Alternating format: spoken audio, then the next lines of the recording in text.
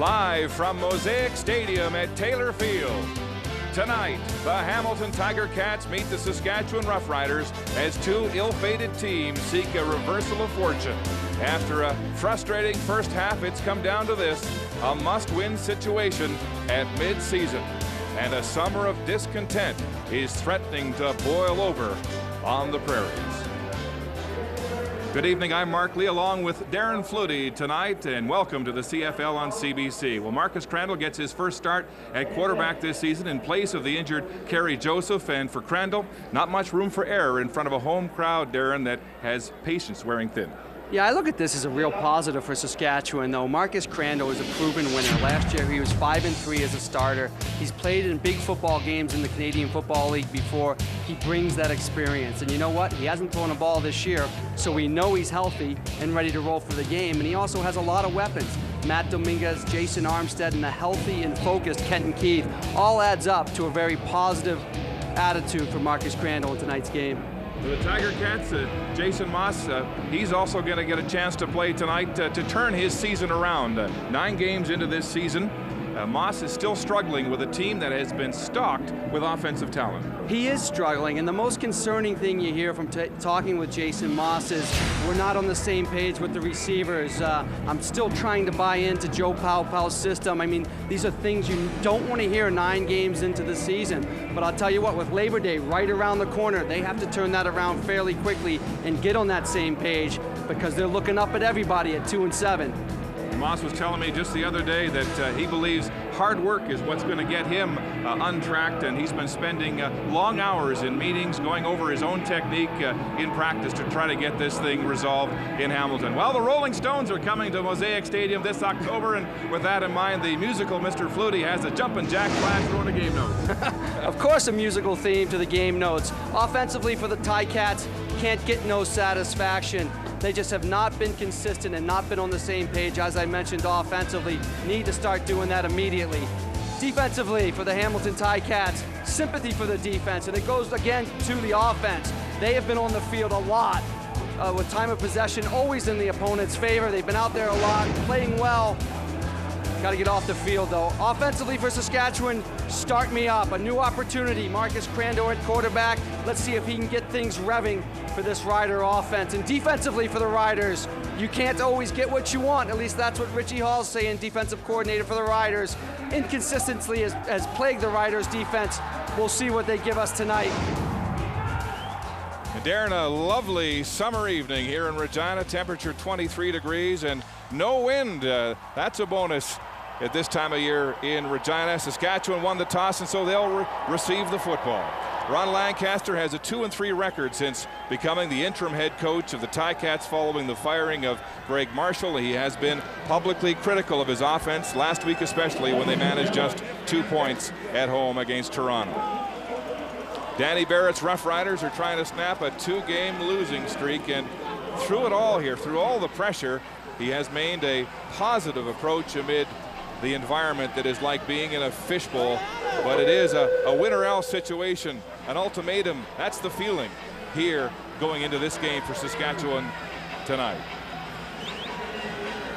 Jamie Borum gets set to kick it off, the opener of a home-and-home series between Hamilton and Saskatchewan. The Cats, of course, 2-7 at the midway point. The Roughriders 3-5, and this may well be a pivotal series as these two teams head to the second half. Absolutely pivotal for the Hamilton Tiger Cats at 2-7. I don't see it as desperate for Saskatchewan, but to impress that feeling upon the players to say, hey, this is desperation time. I don't think that's a bad strategy to take as a head coach. Well, these Riders have been in this situation so many times in the last few years. A mid-season swoon and then coming hard down the stretch is Matt Dominguez, a team leader here in the green and white. Gets the bench revved up as the ball goes into the air on the opening kickoff from Borum, and it's Jason Armstead at his own 20-yard line, cutting to midfield, spun around, still on his feet, and wrestled down at about the 35-yard line. So Marcus Crandall will get his first start at quarterback with Kerry Joseph nursing that bruised knee. He hasn't played a down of football since November 13th last year when he started for Saskatchewan in the East semifinal against Montreal. For Joseph, he'll wear the headset and carry the clipboard as the number 3 quarterback tonight, trying to get some time to heal that bruised knee. First down at the 35-yard line for Crandall and the Roughriders, and first call on the ground to the short side. Kenton Keith high stepping, lost the football, but he already made contact with the field, and they'll spot it at the 44-yard line and a gain of 9. Nothing better for a quarterback who hasn't played this year to come into the game and right away lean on your running game. Takes a lot of the pressure off. Talked with Kenton Keith yesterday. You see him here get a lot of open field. Good job by the O-line. He is focused and feels really healthy for maybe the first time in a few weeks. Well, Tommy Condell, the offensive coordinator here in Saskatchewan, was telling me yesterday he's playing aggressively for the first time, in the last couple of weeks. He's hitting the holes hard. He hasn't been passive as he was in the first 6 weeks. Play action, but a fumble on the play. Crandall picks it up, trying to stretch for the first down. He lost the ball again, but it's whistled dead, and on 2nd and 1, they botch up a play in the backfield and what looked like an easy 2nd down conversion. Yeah, 2nd and 1, just what you want on your first series. And here, I think Marcus just gets ahead of himself a little bit. I think it was supposed to be a play action, a fake to Kenton Keith, and he just gets ahead of himself. Look, maybe trying to read the defense and mishandles the ball. It's a tough way to start, but they look good. They're firing off the ball. Kenton Keith with a good run. Those are all positive signs for the Riders. Luka Kanji will punt on 3rd down. He's been struggling with a 36-yard average this season, lowest among CFL starting punters.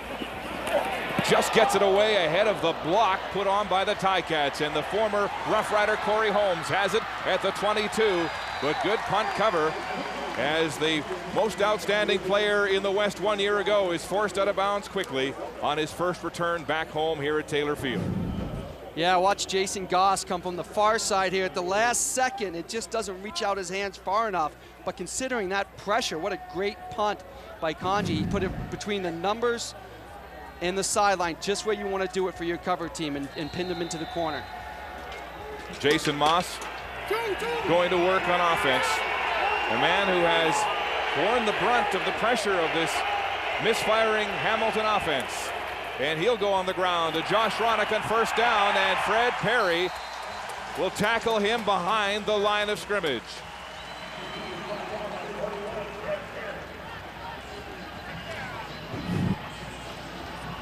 When we look at the Hamilton backfield, we just saw Josh Ronick carrying the ball, only averaging 4 yards per carry this year. Needs to get better than that. Receivers, Morielli starting this week, looking to him to be kind of the go-to guy in 2nd and long. And then up front, the tackles, Cook and Powell. I think they're young guys. We got to see how they can block the rush ends like Perry. Loss of 3 on the play, 2nd and 13. Moss across the middle, looking for Morielli, and nearly intercepted. Jackie Mitchell back in the starting lineup after missing a couple of games with a bad hamstring. Had a great shot at picking that ball off. Yeah, you'll see Mike Morielli coming across the middle, and it's never a good sign when there's a opposite colored jersey between you and your receiver, and that's where Jackie Mitchell was that time. So fortunate he didn't catch that and have a good turnover to put him in Ticat field position right away. Pat Fleming set to punt for the Ticats. Back to return Armstead, the lone man back for the Riders.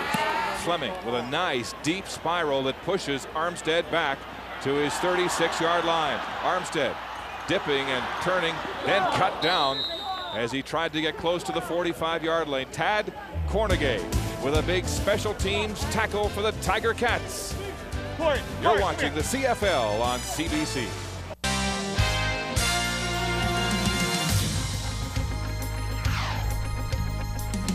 The CFL on CBC. Brought to you by Rogers Wireless. Rogers brings you the latest MP3 phones.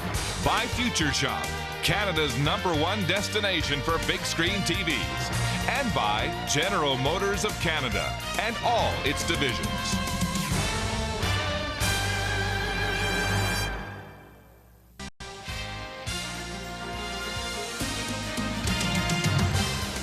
Back at Mosaic Stadium at Taylor Field.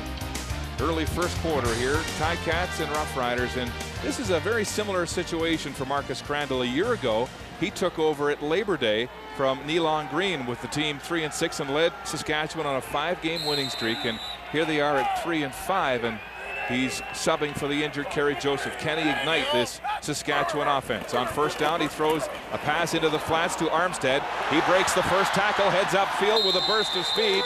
Renard Cox got his hands on him in the backfield but couldn't make the tackle, and Bobby Brooks finally brings Armstead to rest. Well, the offense looks good early, and in the backfield for the Riders, Marcus Crandall starting at quarterback. I think he just has to use his weapons. He's got a lot of them offensively, and there we see the receivers.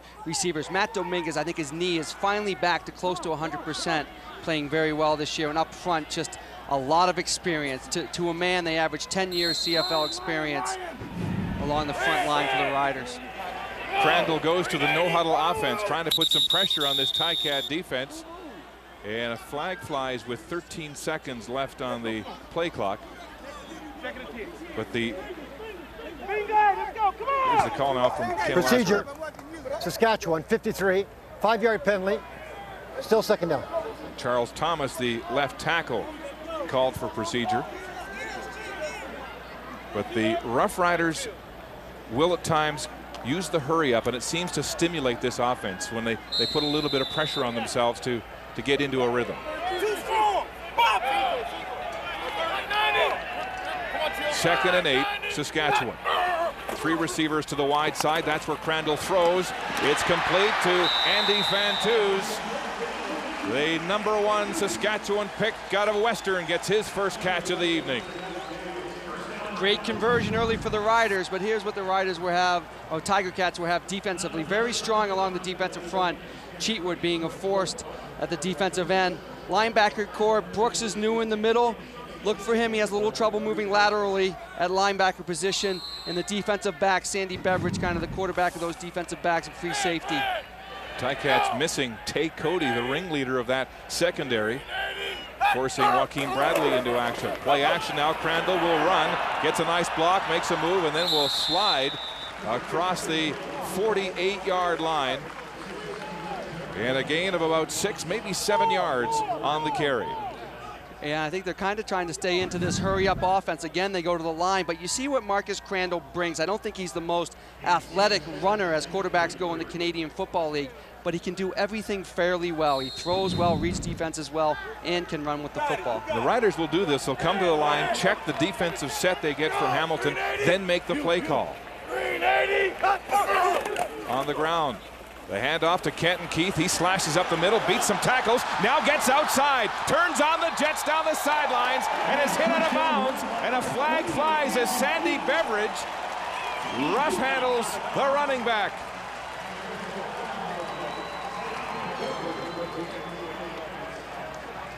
And they'll tack on some yards. Well, if you're a Rider fan, this is what you want to see offensively. They've been balanced, Major throwing the ball. Unnecessary roughness. As we Hamilton, get the call. number 19. After this, We'll see the late hit right here at the end. He steps out right there. Good 2 steps before that hit's laid on him. Good call. I'll tell you, Kenton Keith, early on, just a few carries, but boy, he looks strong, he looks quick, he looks explosive. And what a relief Marcus Crandall must be saying to himself. Kenton's running well. We can balance this thing out tonight. Well, as Tommy Condell was saying, he's more aggressive, he's hitting the holes hard, and it's paying off. A big gain of 41 yards with the penalty, half the distance to the goal line. First down, Saskatchewan threatening. Pass to the short side, big Chris Zarka hides, hurtling to the end zone, and they'll stop him at the goal line. The big man takes flight and comes down at the 1. Joaquin Bradley finally gets him down. What a great play call. Watch, they'll fake here and then also fake the reverse, and then Marcus Crandall will come and roll out. I mean, when you're in scoring position, you want to throw a little wrinkle like this at the defense, and you can tell they're confused. And then the effort by Zarka. Hey, he's not going to get tackled at the 5. Give it everything I got to get into the end zone. Good play calling down in what Danny Barrett calls the green zone. First and goal from the 1, Saskatchewan. Motion to the short side. 1 receiver wide, and Crandall will call the sneak for a touchdown.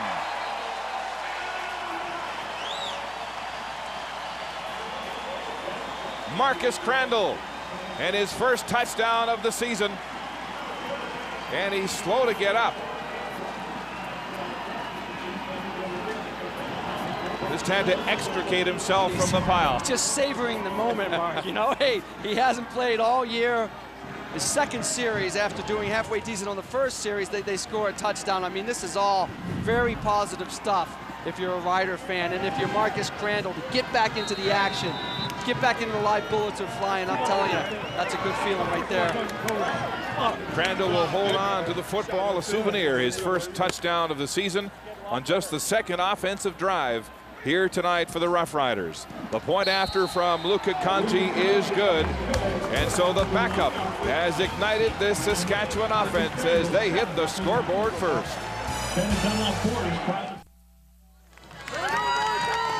Well, the Saskatchewan Roughriders hadn't scored a touchdown, had only one touchdown rather in 10.5 quarters, and that's a good start for Crandall. Well, they say the team that stays lower wins at the goal line. Let's see who stays lower on this push on the 1 yard line. If we can roll this and see Marcus go in on his quarterback sneak. You see the Ticats trying to jump over top, and the Riders stayed nice and low and got a good push. By the time they're going to hit him, he's into the end zone. Big smile on the QB. A 66-yard drive in 7 plays and a 1 yard plunge for a touchdown. Corey Holmes backpedaling inside the 20, fumbles the kickoff. He's got it back and gets a break upfield, gets a seam, and hauled down at the 45-yard line. Rontarius Robinson and James Johnson, the rookie, in on the tackles as Crandall continues to accept congratulations on that scoring drive. It began on the ground. Kenton Keith with authority, bouncing outside and down the sidelines. A rough play call brings it closer to the goal line. Then that dump pass to Zarka, hurdling his way to the 1, capped off by the 1 yard sneak by Marcus Crandall. 66 yards in 7 plays. First down for Jason Moss in Hamilton. Across the middle again. It's high and incomplete. And again, Moss is struggling with his passing game to start this one tonight. Yeah, we see the crossing routes that we thought we would see. And here's a look at Saskatchewan's defense. Very good defensive line. Schultz anchoring that defensive line. At linebacker, we saw Jackie Mitchell early in the game drop the interception, but he's kind of the key. He's the emotional leader of this Rough Rider defense. And in the secondary, Eddie Davis, 12-year CFL veteran, leader of that secondary. 2nd and 10 for Moss and the Ticats. Here comes the blitz from Saskatchewan. Moss gets it away. It's in behind Terry Vaughn and incomplete. And so another punting situation for the Hamilton Ticats as Moss continues to have problems finding his receivers. Yeah, there's 2 straight plays where we had open receivers as we see Fred Perry coming in on a stunt defensively, almost untouched. Makes Jason throw the ball a little quicker, but he's had receivers open in 2 cases. Hey, it was close, but a little behind each of them. Just, again, not on that same page. And early on, you know, Coach Lancaster, when he comes back to Regina to play a football game with the Hamilton Ticats, he wants to put his best effort forward, and so far it hasn't happened. Fleming with a 42-yard average shanks this one end over end, aiming it to the sidelines, but a good bounce nonetheless as it goes out in front of Jason Armstead. After that 37-yard punt and no return, it'll be first down at the 28 for Marcus Crandall. 6 receiver set to the flats. Matt Dominguez gets past Bobby Brooks and heads upfield. And there's another flag on the play after the tackle as Renard Cox brought Dominguez down at the 35-yard line. A gain of 7. It's going to go against the Riders, but again, a well-called play. Opening up with a quick screen to Dominguez. We'll see how far they get pushed back. Illegal block, Saskatchewan number 28, 10-yard penalty from power in the last scrimmage. First down repeated. Kenton Keith called for an illegal block.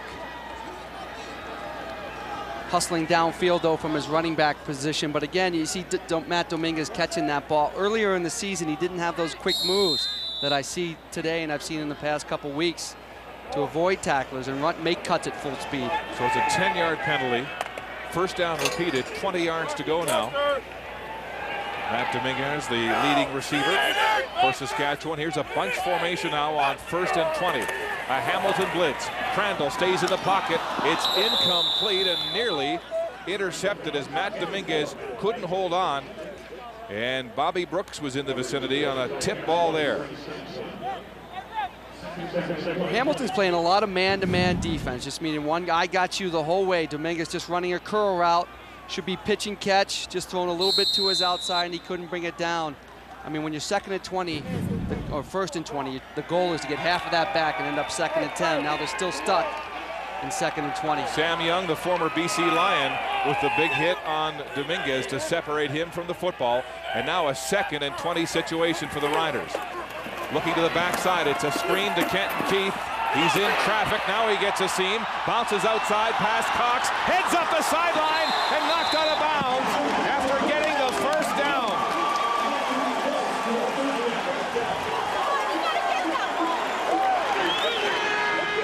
Kenton Keith reborn here in the last couple of games. This is Tommy Condell, offensive coordinator for the Riders, is doing a great job, and you're exactly right, Mark.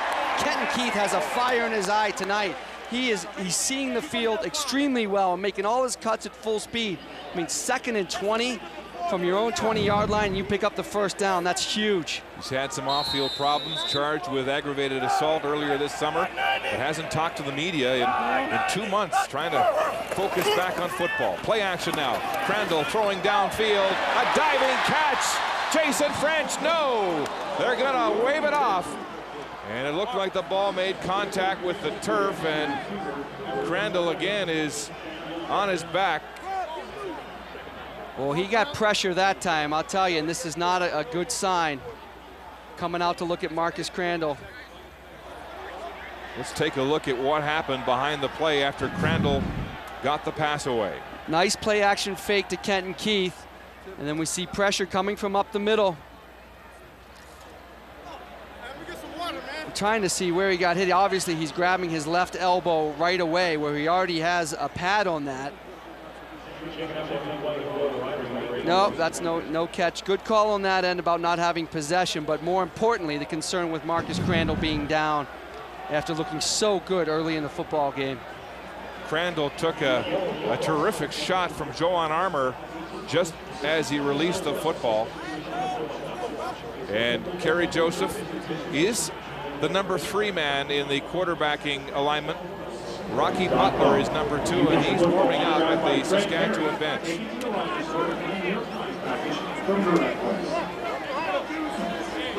But a very bad break for Marcus Crandall here after a terrific start to this football game, his first start of the season. And he took a shot from Armour as he released the football and immediately grasped his left arm. Yeah, you see him grab right to his left elbow, right to the bone in his left elbow. So he'll be out for at least 3 plays as the Saskatchewan training staff continues to attend to Marcus Crandall, and Rocky Butler warms on the Saskatchewan sideline.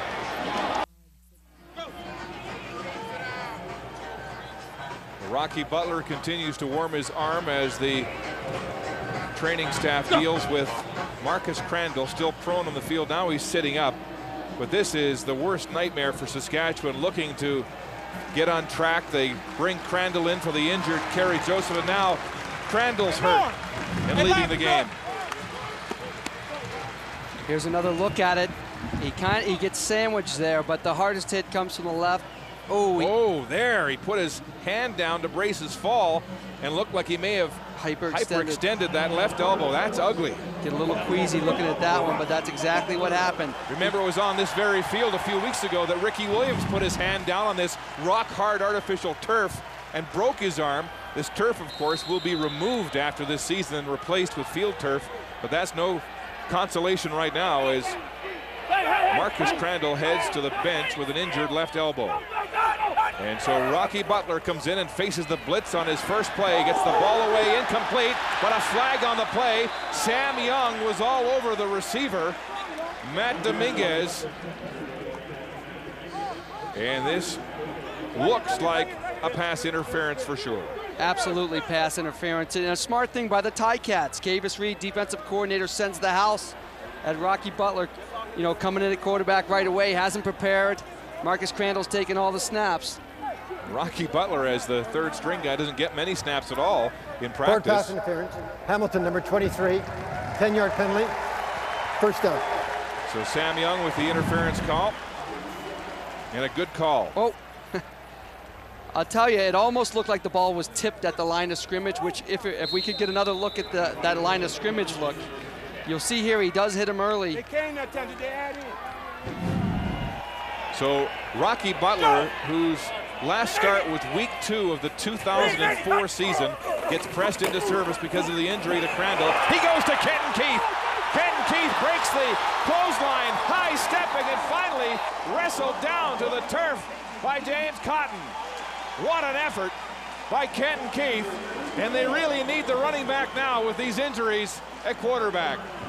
What an easy way to take all the pressure off your quarterback is run the ball well. Great job up front blocking, doesn't get touched till he's 10 yards downfield, but Kenton Keith is absolutely, as we've talked about earlier, he's focused and running the ball well. And so Marcus Crandall now heading to the Saskatchewan dressing room, still holding that arm and leaving the game. Kenton Keith with 4 catches, or rather 4 rushes, at 81 yards now early in this football game. Play action now, pressure. Rocky Butler gets away from Cotton. There's a flag on the play. Now Butler will run upfield. Breaks outside, loses his footing, and comes down to the 25-yard line. It'll be a gain of 9, but a flag on the play. Rocky Butler has been in Saskatchewan for 5 years and has been a career backup in the CFL, and now in the spotlight, pressed into service.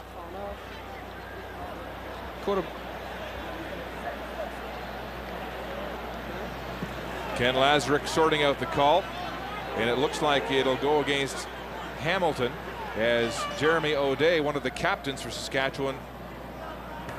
Offside, Hamilton, number 78, declined. Second down. O'Day taking the option and declining the penalty. Let's go down to Steve. Mark, the early injury news from the Riders bench is not the news that Danny Barrett and company want to hear. It is a dislocated elbow for Marcus Crandall, making his first start of the season for the Riders tonight in place of the injured Kerry Joseph. So Crandall has left the field and making his way to the Rider dressing room with a suspected dislocated elbow. 2nd and 1. Thank you, Steve, for Rocky Butler. The ball and the game now in his hands for Saskatchewan.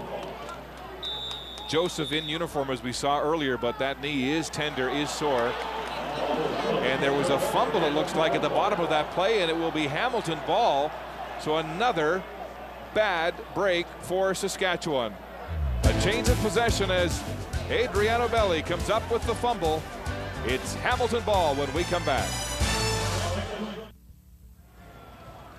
Adriano Belli is the opportunist with a fumble recovery for the Ticats, and a miscue there between the center O'Day and Rocky Butler. Just watch right in here as he's trying to get the snap.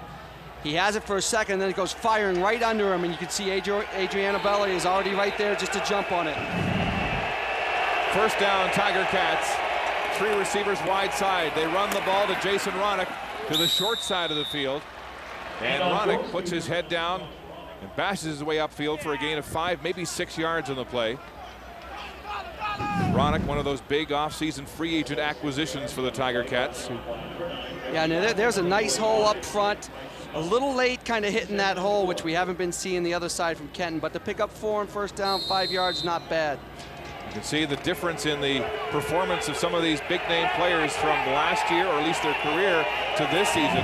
Ronick, one of those who has yet to really live up to expectations, except for that big game 2 weeks ago against Winnipeg. Flags fly before the play gets off. Ronick, of course, had 164 yards rushing in his best game of the year 2 weeks ago against Winnipeg in that win by Hamilton. Procedure, Hamilton, number 50, 5-yard penalty. And this is one of the things that really rubs Ron Lancaster the wrong way. This Hamilton team gets good first down production and then shoots itself in the foot with a penalty. Yeah, you said one of them. There's a few things that's rubbing them the wrong way right now. They've looked very poor offensively in this first quarter. Jamel Powell playing at left tackle. Here comes the blitz now. Moss throwing deep downfield for DJ Flick, and it's incomplete. A double coverage on the play as Robinson came across to support Omar Morgan.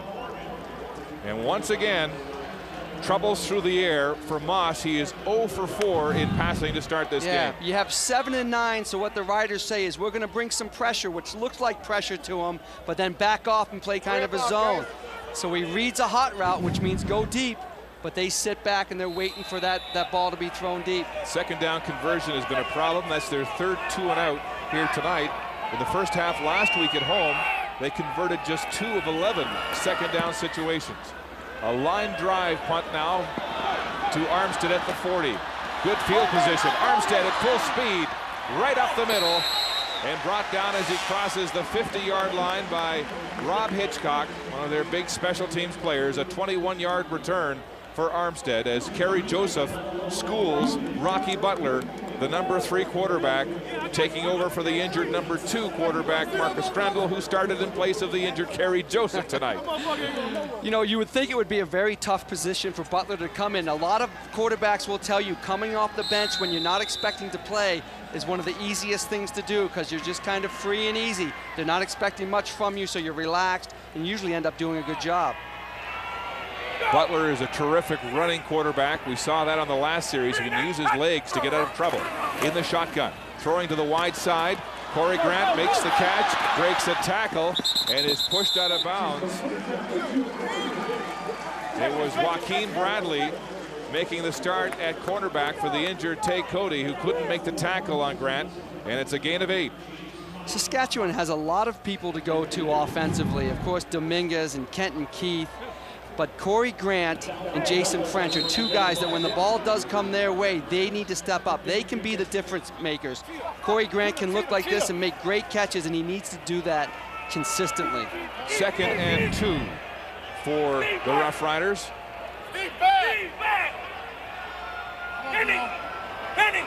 Butler calling an audible at the line of scrimmage. It's an option. He heads upfield, and somebody loses a helmet as Sandy Beveridge, the safety, came in to turn that play inside. It was Butler getting his helmet knocked off, but a heads-up play by Beveridge to turn it inside. Yeah, and a unique play kind of to option to. If you're going to go option left, you want to run flat as a quarterback. He gets about 2 or 3 yards deep, and it looks like he picks up 4 yards there, but what he really does is just gets back to the line of scrimmage. As you see his helmet pop up, he can't get that much depth if you're going to run the option. 3rd and 3, and so a field goal situation for Saskatchewan. Luka Kanji, who has missed only 1 field goal this year, will make this attempt from the 49-yard line. It will be his longest attempt of the year. That's the only distance he's missed at this year. Kanji with a hard kick, and it's good. Luka Kanji with the longest field goal of his rookie year. Just a reminder to our viewers watching the Rogers Cup semifinal today between Safina and Ivanovic. It has been canceled tonight because of rain in the Montreal area and will resume tomorrow at 1 Eastern. You can catch that at 1 Eastern tomorrow on CBC. First down for the Tiger Cats. Moss back to pass, fakes play action, throws across the middle on a screen play to Josh Ronick. And Ronick hustles upfield before Reggie Hunt makes the tackle on a 5-yard gain. And that's the first completion of the game for Jason Moss. Well, that's what he needed. You needed to do something, though. This is a bit complicated to get your first completion. You fake a dive, then a reverse, and you throw a screen pass. But hey, he's got his first completion. Maybe now he can settle down and get a first down for the Ticats. 2nd and 5, Hamilton. 5 receivers, 3 to the wide side. That's where he throws, and it's tipped at the line of scrimmage. Looked like Fred Perry steaming in from that rush end position. Got a hand on it, and they'll force Hamilton to punt for the 4th series in a row. Steaming in is exactly right. I mean, he's 3-4 steps in the backfield. Watch, he's working against Powell, yeah, on the left tackle, and he tries to cut him because when you're throwing a quick pass, you don't want those hands up. So he tries to cut him to get his hands to come down, and what happens is he gets jumped over, and then the ball gets knocked down. You know, all it takes is one breakdown during a play to have that play not work. It's a team-leading 4th knockdown for Perry. Armstead, of course, doing all the returning duties tonight, with Dominic Dorsey out with a concussion, and that punt nearly blocked by Kitwana Jones. Here's Armstead now from the 25, and he is knocked down, chopped down at the knees by Joaquin Bradley. Bradley lost his helmet in the collision, but a terrific special teams tackle to limit that return to 6 yards. Yeah, he's lucky he just gets that off. Again, a punt almost blocked, and it's a low liner by Fleming, which is oftentimes the best ball to return, but what a great hit. You know, the Ticats are going to have to rely on their special teams and defense tonight. Offensively, they are again struggling, so Bradley and these special teams are going to have to step up and make some plays. Bradley, of course, on the corner, pressed into service because of the injury to Tay Cody. The separated shoulder that has him out of action tonight. Handoff, Kenton Keith, nice hole as he slashes off tackle, and Adriano Belli makes the stop on the final play of the first quarter here at Taylor Field. It's all Saskatchewan, a 10-0 lead, but they lost their quarterback Crandall in that first quarter.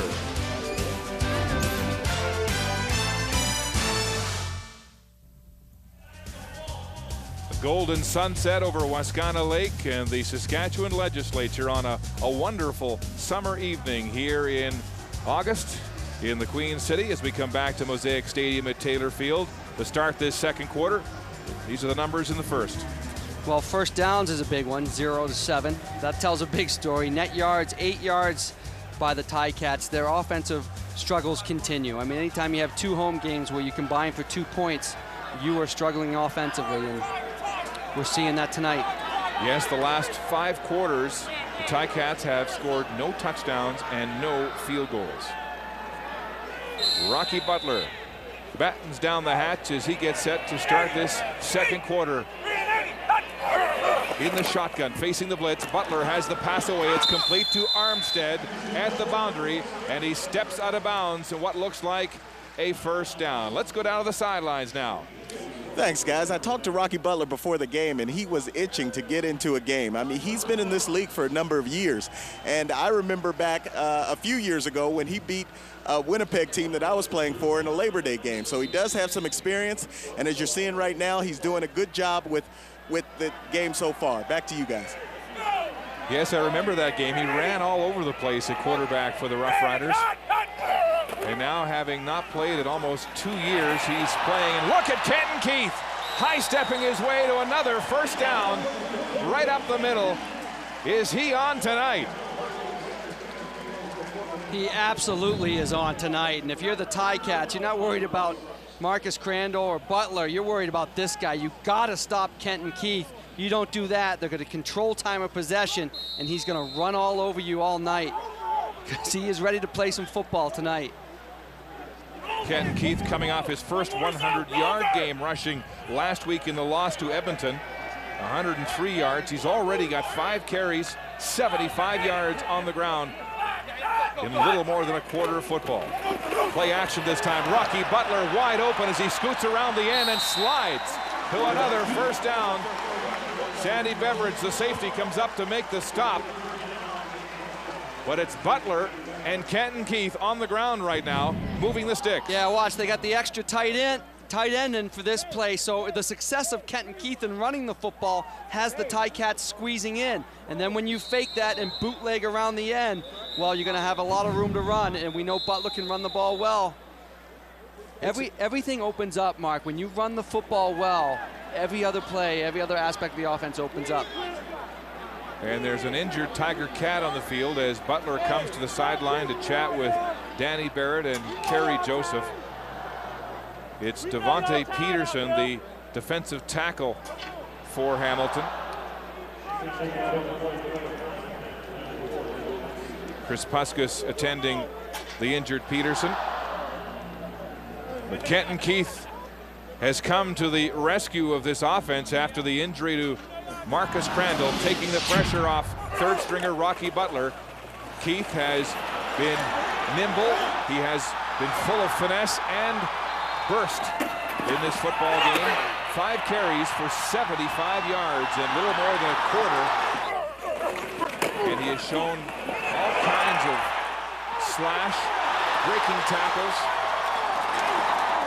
and has reignited himself after a slow start to the season. He has looked great tonight, but let's not forget that offensive line. We talked before the game how they're either aging and a little bit too old, or else they got all this experience, and that helps them out.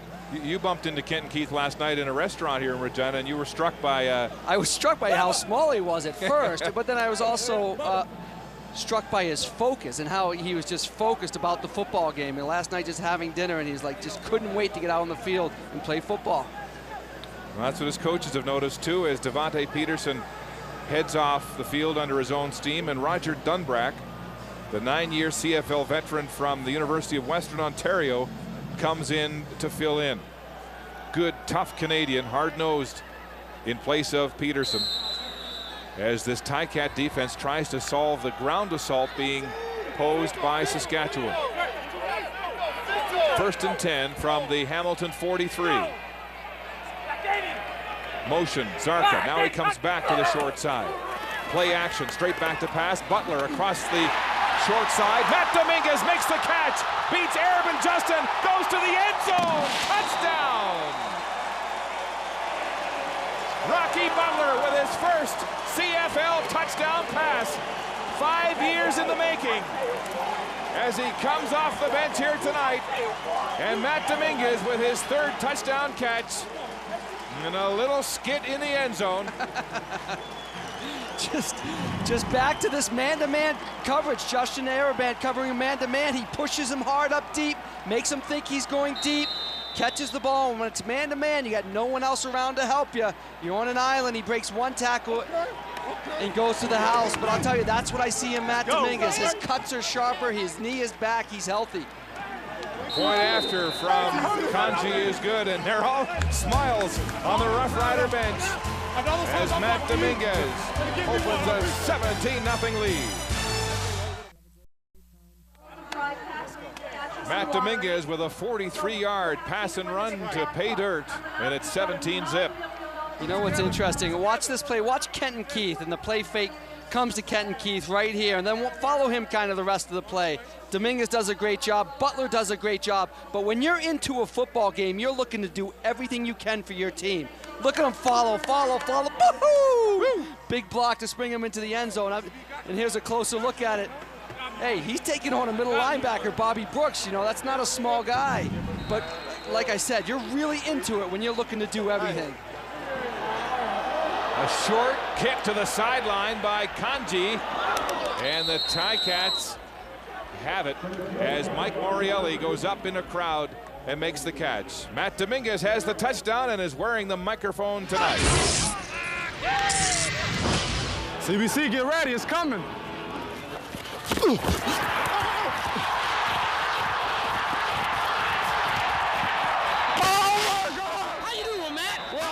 Pretty good right now.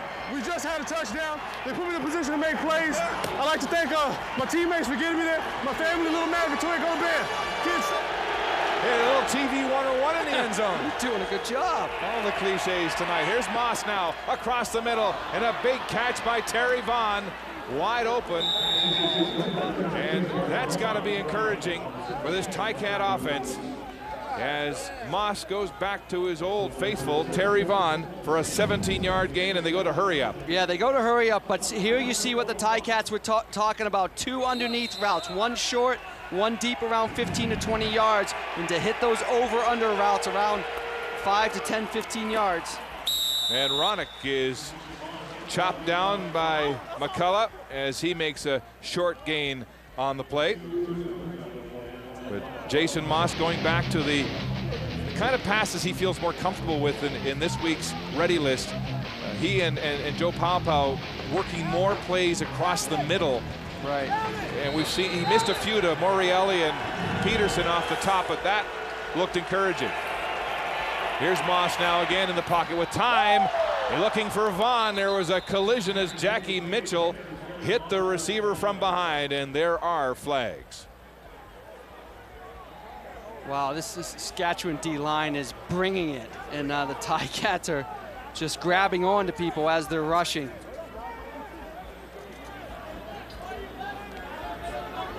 Ken Lazarick sorting it out as Mitchell hammered Vaughn from behind. I wouldn't mind maybe another look at Vaughn in that pass. It looked like he got hit early also.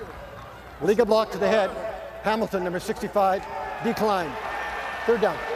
That's interesting, as Damian Cook, making his first start at right tackle since July 6th, gets called with the penalty and what looked like a sure pass interference. It did look like a pass interference, but they threw the flag early, so you knew it was something along the offensive line, and we'll try to take a look at Damian Cook up top and see what happens.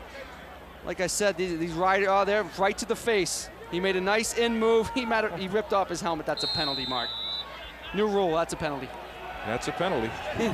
No jabs to the face. 3rd and 8, and Fleming will punt, standing just across the midfield stripe. Angling a low line drive, looking for the sideline, and he's got it as the ball goes out at the 10-yard line. A precise punt of 33 yards, and Saskatchewan will start on their own 10.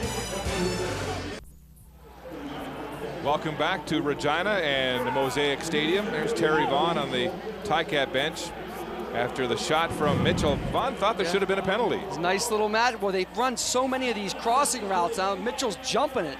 He said, I've seen this before. Close to being interference, but I would say a heck of a defensive play, because it actually hits Mitchell's hand before he hits Terry Vaughn. Saskatchewan in a double tight end formation, loading up the line, and they run. Caden Keith doesn't like the hole, bounce outside, gets a help on a block from Butler, and then the safety, Sandy Beveridge, comes across to make the tackle. A gain of 8 when it looked like there was nothing. Yeah, he is seeing the field so well tonight. It's one of those nights where the offensive linemen just feel like, hey, let's get on our guy and try to stay with him, because Kenton's going to find a way to break tackles. I mean, he was one-on-one, should have been tackled in the backfield. Breaks it outside, and people are hustling to help him. That's a great sign. Yes, it's 2nd and 2. And what a mismatch in terms of rushing yards so far tonight. Play action. Rocky Butler again with all kinds of daylight. Puts his head down to the 35-yard line. Oh, a first down indeed. It's the Butler and Keith show on the ground tonight for Saskatchewan. And Rocky Butler has engineered points on the last 2 drives he started. Well, you fake the ball to Kenton Keith, and in the way he's running tonight, everyone's collapsing to him. That opens up Butler outside. And Kavis Reed, the defensive coordinator, is fit to be tied. There was no contain on that play as Butler scrambled for 17 yards.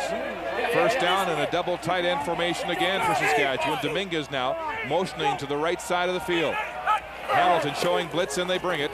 Butler in trouble. Now he throws the ball away, which is a wise move when he couldn't find an open man, looking for Jason French, and he was covered by Sam Young. And there's a flag in the backfield, and it looks like it's holding against Saskatchewan. What Kavis Reed has done, he's been forced into a situation where they got to start bringing the house and stopping the run. So in the backfield, they're man-to-man, a lot of pressure back there. That time they did a great job. And with so many changes in that Hamilton backfield. Holding, Saskatchewan 53, decline. 2nd down. You have to wonder how vanilla that defense is going to be tonight for Hamilton when you're working players like Sam Young, who's only been there a couple of weeks, from the corner into halfback, and starting Bradley in place of Tay Cody on the corner. Or how much confidence do you have when Sam Young's in there covering man-to-man against a Jason Armstead? And Young playing this game with an injured leg. He was questionable this week in practice. That's a lot of hands. And a lot of hands. 2nd down. Here comes the blitz. The ball away. Incomplete. Dominguez turning to his backside, couldn't bring it in. And so Saskatchewan will be forced to punt.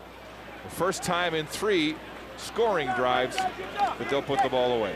You get that feeling from Butler, though. He's in there. He looks like he's having fun. It's not that pressure situation where you're starting the game and you've game planned all week and you feel that pressure. He was just thrown into the mix. He's out there just playing football, like he's played touch football in front of his house on the street.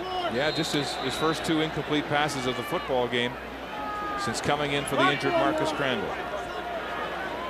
showing remarkable poise.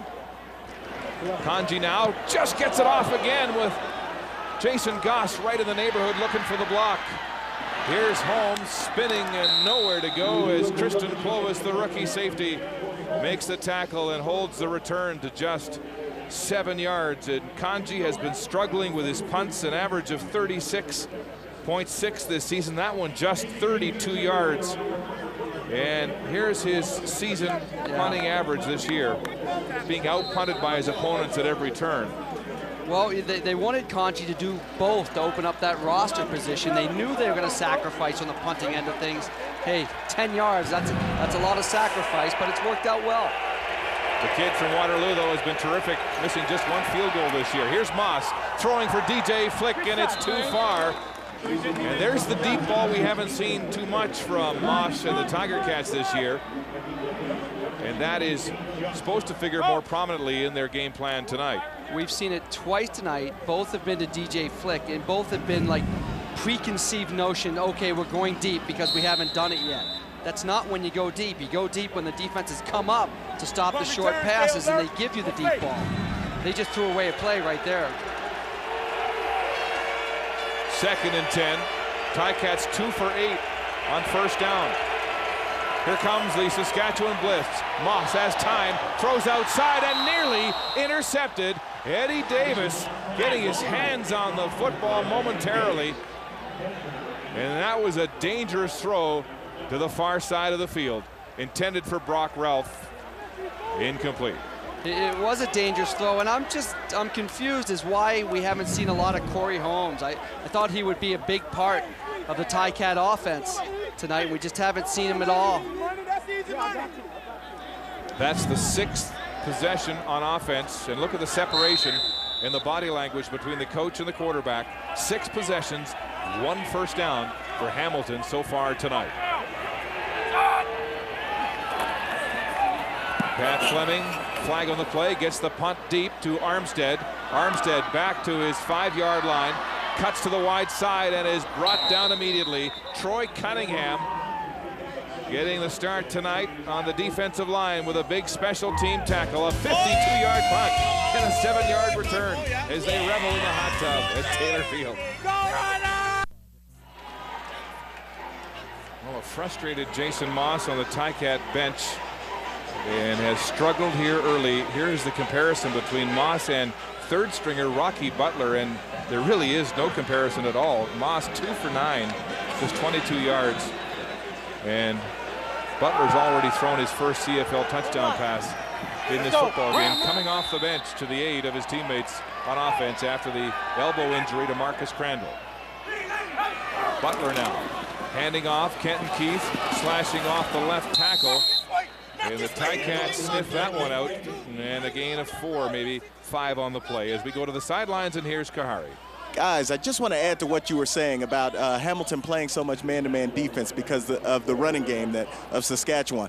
One of the things that does is it helps Rocky Butler because he can just take his first read on virtually every play. He doesn't have to read the defense because he knows they're playing man-to-man. All he needs is his guy to win that battle, and that's what you saw in the touchdown. Conversely, you look over at Hamilton's offense, and Jason Moss is having to read the defense every time out because Saskatchewan is switching things up so much. Back to you guys. Thank you, Kahari. And so maybe Kavis Reed is making it easier on Butler as he tries to negotiate tough field position here, rolling, buying time to the wide field. Butler now heads across the line of scrimmage, upfield, and somehow eludes the Hamilton defense. Belly was in the neighborhood, so was Cheatwood. A gain of 15 yards and a first down. Rocky Butler running wild here tonight. Yeah, he's done it with his legs for the most part, which has opened up the throwing lanes. But boy, he's proved he can get outside. And again, when Kenton Keith is running well, they're just trying to contain him, and he gets outside. This last play, when he gets outside, he has the threat of pass. Boy, he has looked great. Just relaxed in that pocket. Didn't really expect to see that from Butler coming into the game. You thought a little pressure with all the talk in town about 3 and 5 backs up against the wall, but they're just coming out and playing relaxed football. He has been remarkably poised and has taken this team and picked it up off the turf after the injury to Marcus Crandall. Butler has responded, and that's Bobby Brooks, the injured Tiger Cat, the middle linebacker. This could be really tough because Augie Baronicia, the other middle linebacker, injured his ankle in practice this week and didn't make the trip here to Regina. Yeah, I guess you may have to see Rob Hitchcock at some point. See if we can see Brooks.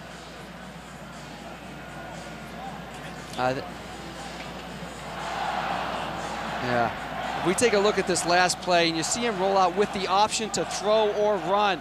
Geez, I try to get my little 10-year-olds I coach to do this. Look like you're going to throw it, but attack the line of scrimmage, softens everything up, and then you can pick up maybe the 5, 10, 15 yards you need. He does that so well. When you're a double threat on the edge, the defense has to worry about a lot of things.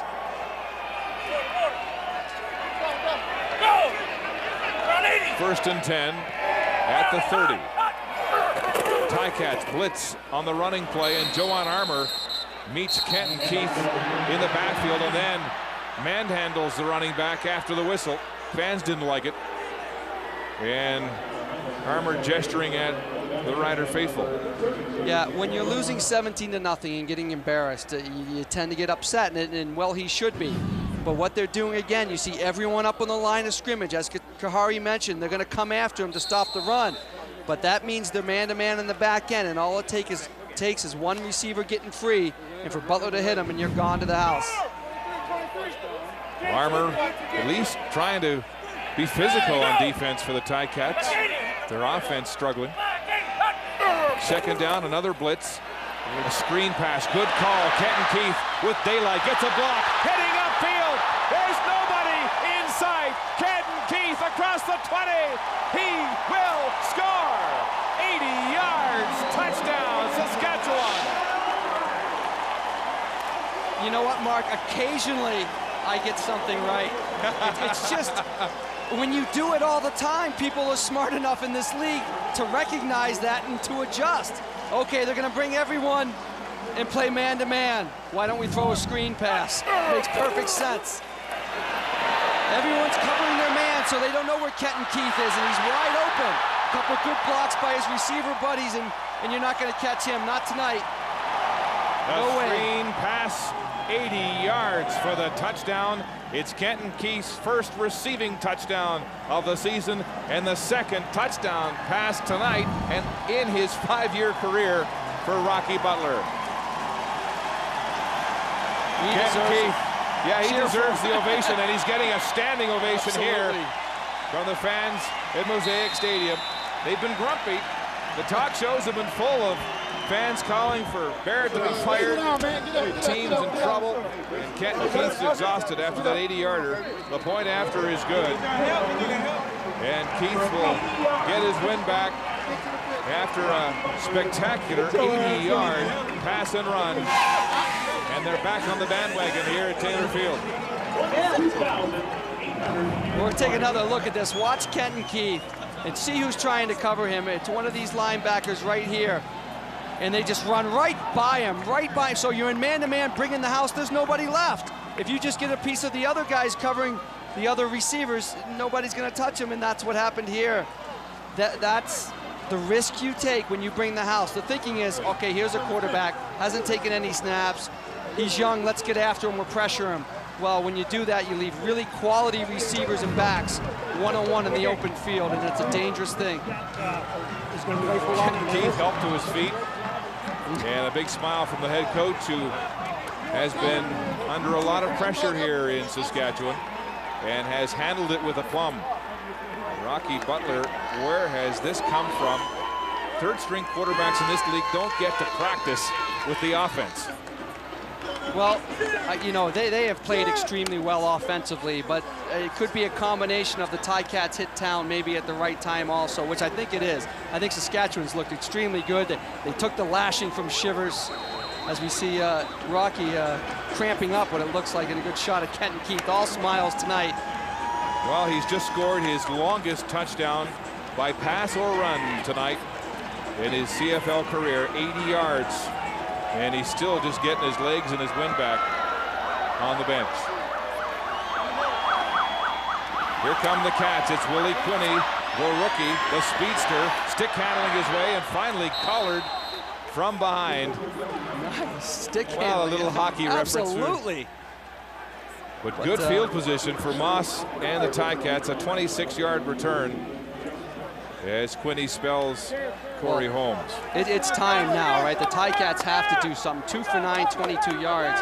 You know, and in Jason's defense, I mean, he is more injured than he's let on. I learned this week that he suffered some torn abdominal muscles, and he told me the other day in Hamilton it's really affected his torque and his throw on the ball. And we've seen that tonight. Corey Holmes with his first carry of the evening in front of his old crowd, and he'll go up the gut for about 3. And Corey Holmes really hasn't figured much in the offense of this Hamilton team this year. They have so many weapons and have had trouble distributing the football.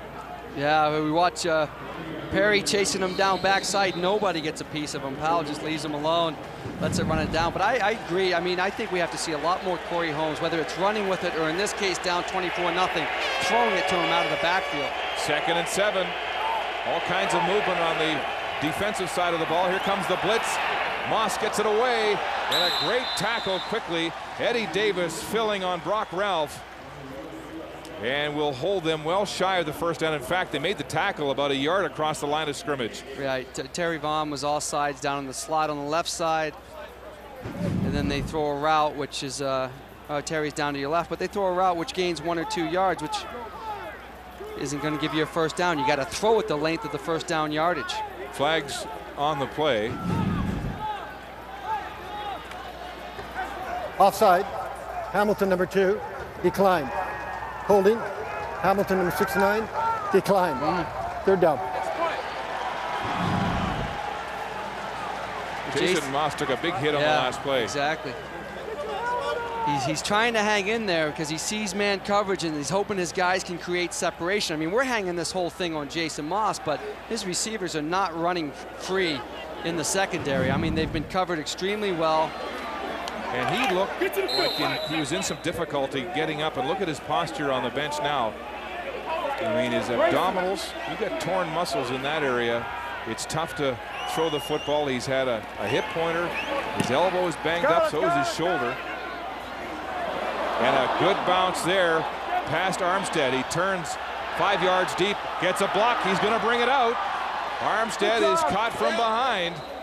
That's a very poor decision. Arnold Parker, the rookie out of Utah, makes the tackle. A 65-yard punt with the bounce from Fleming, and a 10-yard return, and really bad field position now for Saskatchewan.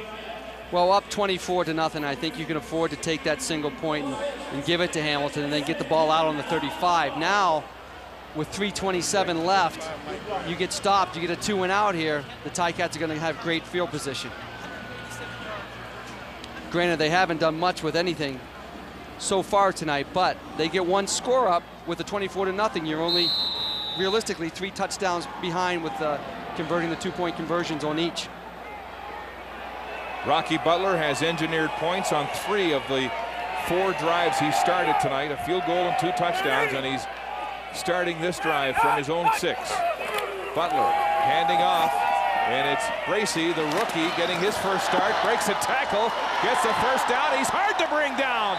Finally ridden to the turf by Devontae Peterson, but a flag on the play, and the indication is holding against Saskatchewan. But Shamar Bracey, the rookie from Arkansas State, with his first carry, 29 yards for Saskatchewan. Bracey's first carry is called back because of a holding penalty against Charles Thomas. Yeah, Charles Thomas at the left tackle going against Tim Cheatwood. Springs a great run, but unfortunately he's grabbing onto him a little bit too long. Got to release at some point. But look at the poor tackling by the Ticats. 1, 2, 3, 4, 5 guys it took to bring him down. So they'll bring the ball back half the distance to the goal line. It's on the 3 now, and Hamilton completely outclassed on offense in this first half. In the end zone now in the shotgun. They hand off to Bracey again. He busts his way to the wide side and gets to the 10-yard line. Gain of 7 on the play. Bobby Brooks made the tackle. Back in the football game after being shaken up. It's just a little delay where he can pick basically any hole he wants, and Cotton is a little late getting out there to contain. We've seen a lot of that from the ends from Hamilton, not containing, turning the play back into where you have help, and he got beat outside. This time, they only picked up 8. 2nd and 6 from the 10-yard line. And the run game has riddled this sluggish Hamilton defense. In the shotgun, Butler throwing to the sideline, intended for Armstead. He broke his pattern off early in coverage by Arabin Justin, and it falls to the turf, incomplete. Well, here's Butler's first mistake that I've seen tonight. He had a short side 2 receiver route with one just a quick out and one a corner, and he got a little bit too selfish. As he goes to the weak side, we'll see the out open right there for the first down, but instead he throws where there's 2 defenders up top looking for the big play. If he zips that little quick out route, they can pick up the 6 yards and get the first down. Willie Quinney is back to return this punt from Luka Kanji. Quinney, the rookie out of Alabama at Birmingham. He's got all kinds of speed, standing at center field, and Kanji will give up the 2-point safety instead of trying to punt from his end zone. Probably a wise move at this point in terms of field position. As we remind you, next Saturday night, the CFL on CBC goes to Ivor Wynne Stadium in Hamilton. Nate Davis and the Riders pay a visit to the Steel City to take on Jason Moss and the Tiger Cats in the return engagement of this home-and-home set at mid-season. These 2 teams desperate to win and to try to turn their seasons around. As we come back to Mosaic Stadium under the night sky here in Saskatchewan, and a 24-2 lead for the hometown Roughriders. We build this as 2 teams with their backs up against the wall, and you need this win tonight. Very, very important game, and what we've seen is the Riders come out and have that sense of urgency to play with some energy and excitement, when we've seen the Ticats do the complete opposite. And I've been on that sideline with Ron Lancaster when a game is going like this in Regina, and it's 10 times worse than a loss anywhere else throughout Canada, because he played here for so long and is loved so much out here. Well, he's doing a slow burn there on the sideline, talking to himself, and you can just see he can't wait to get to the locker room to burn the paint. No going up to him and saying anything at this point, because you will not get a reaction that you want. You see players keeping their distance from him. He was openly critical of the offense after last week's game, said we aren't a very good football team, questioned some of the play calls. Another short kick from Saskatchewan, jump ball at the 50, it's loose, and the Ticats get it back. Luka Kanji's short punt recovered by Corey Holmes off the turf. And so a 33-yard kick from Kanji, and good field position for Hamilton and Jason Moss. When this happens, and we've seen it a couple times from the Riders tonight, your front line for Hamilton is supposed to come up and block the guys running after the ball to allow the receivers to run up and catch it, and they're all just sitting back like they're catching a punt. Ticats have had good starts to their drives, but 7 possessions and 6 2-and-outs so far in the first half. Moss rolling to the right, throws to the wide side. He has an open receiver. Kamau Peterson makes the catch, heads back. He had the first down. Now he dives for the yardstick, and it looks like he'll be close to a first down in a gain of 10 for Peterson, who had 7 catches last week, his best game of the season in a losing cause against Toronto. Yeah, nice throw. You're just going to get the curl with a flat route to hold the coverage outside. Good job. A little bit of running the wrong way there for a while. Does pick up the first down, though. No huddle offense. Moss throwing to the wide side for DJ Flick. It's too far behind him and over his head, and it sails incomplete. And Moss is furious. You can just see him mad at himself. He's a perfectionist, Darren, and Ron Lancaster said this week he needs to relax. So did Terry Vaughn. He just needs to not be so uptight. Absolutely. You just got to let it go. You know, if it's on target, great. If it's not, come back. Let's do it right the next time. When you keep pressing and pressing, you end up getting worse and worse, and that's what he's going through right now. 2nd and 10. An important drive before the half for Hamilton. Moss backpedaling, throwing across the middle. It's complete to Mike Morielli, and he'll have a first down. The 12-year veteran getting the start tonight. As Ron Lancaster said, he was looking for somebody with sure hands to get first downs across the middle. And that's exactly what he does right here. Coach Lancaster said to me, hey, he's played 12 years in the CFL. He must be doing something right. Big catch there to get it down to the 40-yard line. Playing the game with cracked ribs as well. To the wide side, incomplete. Morielli was the intended receiver, but it was way too far and out of bounds. But it will stop the clock with 1:26 to go until the half. Again, we hang a lot of this on Jason Moss, and certainly he's not having his best football game or his best season. But receivers are a little bit sluggish. You got to get after these things, lay out. I mean, Mike, I know, is injured right there, but Jason Moss needs everyone helping him right now because it's obvious he's struggling a little bit. Yes, Morielli playing with the banged up, cracked ribs. Moss good on 5 of 14 attempts through the air for 51 yards. Here's pressure. He gets the ball away, and it's nearly intercepted.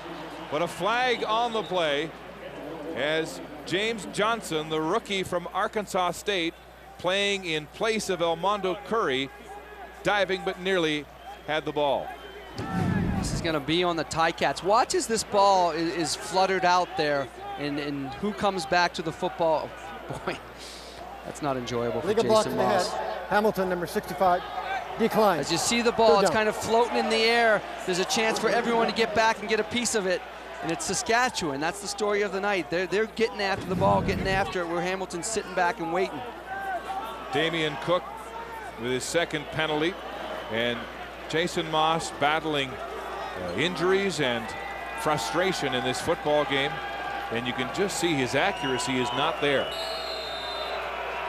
Jamie Borum to attempt a 47-yard field goal. This would be his longest of the season.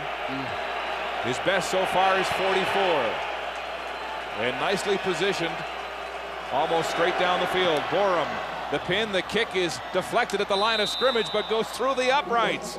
It's good from 47, and it looked like it deflected, but came out unusual off the pin.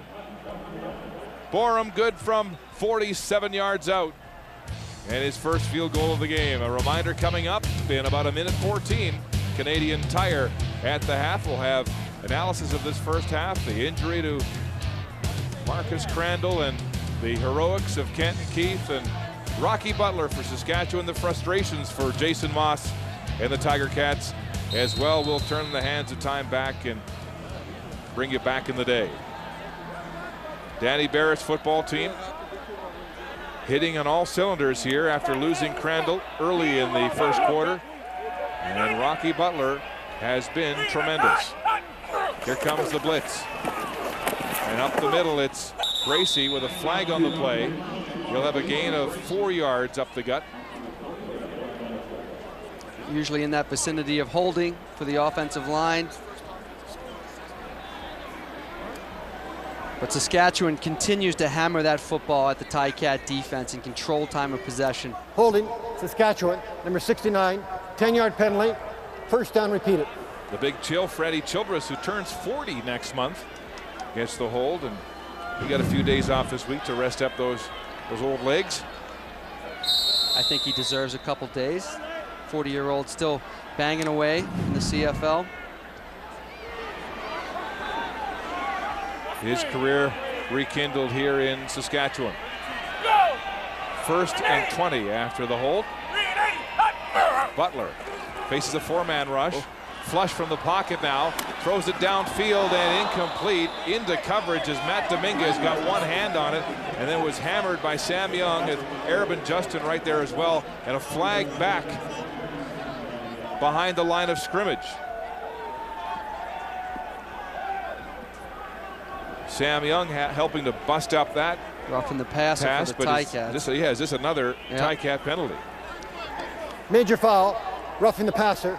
Hamilton, number 32, 15-yard penalty, first down. They had a chance to get the ball back here in good field position. Here's Armour, who we've seen been excitable this whole first half. Just taking that extra step and nailing them.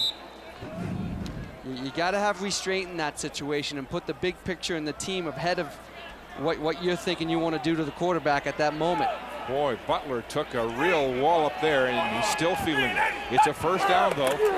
Hamilton blitzing, and it's Bracey again up the gut as Kenton Keith has not come back into the game after that spectacular 80-yard touchdown.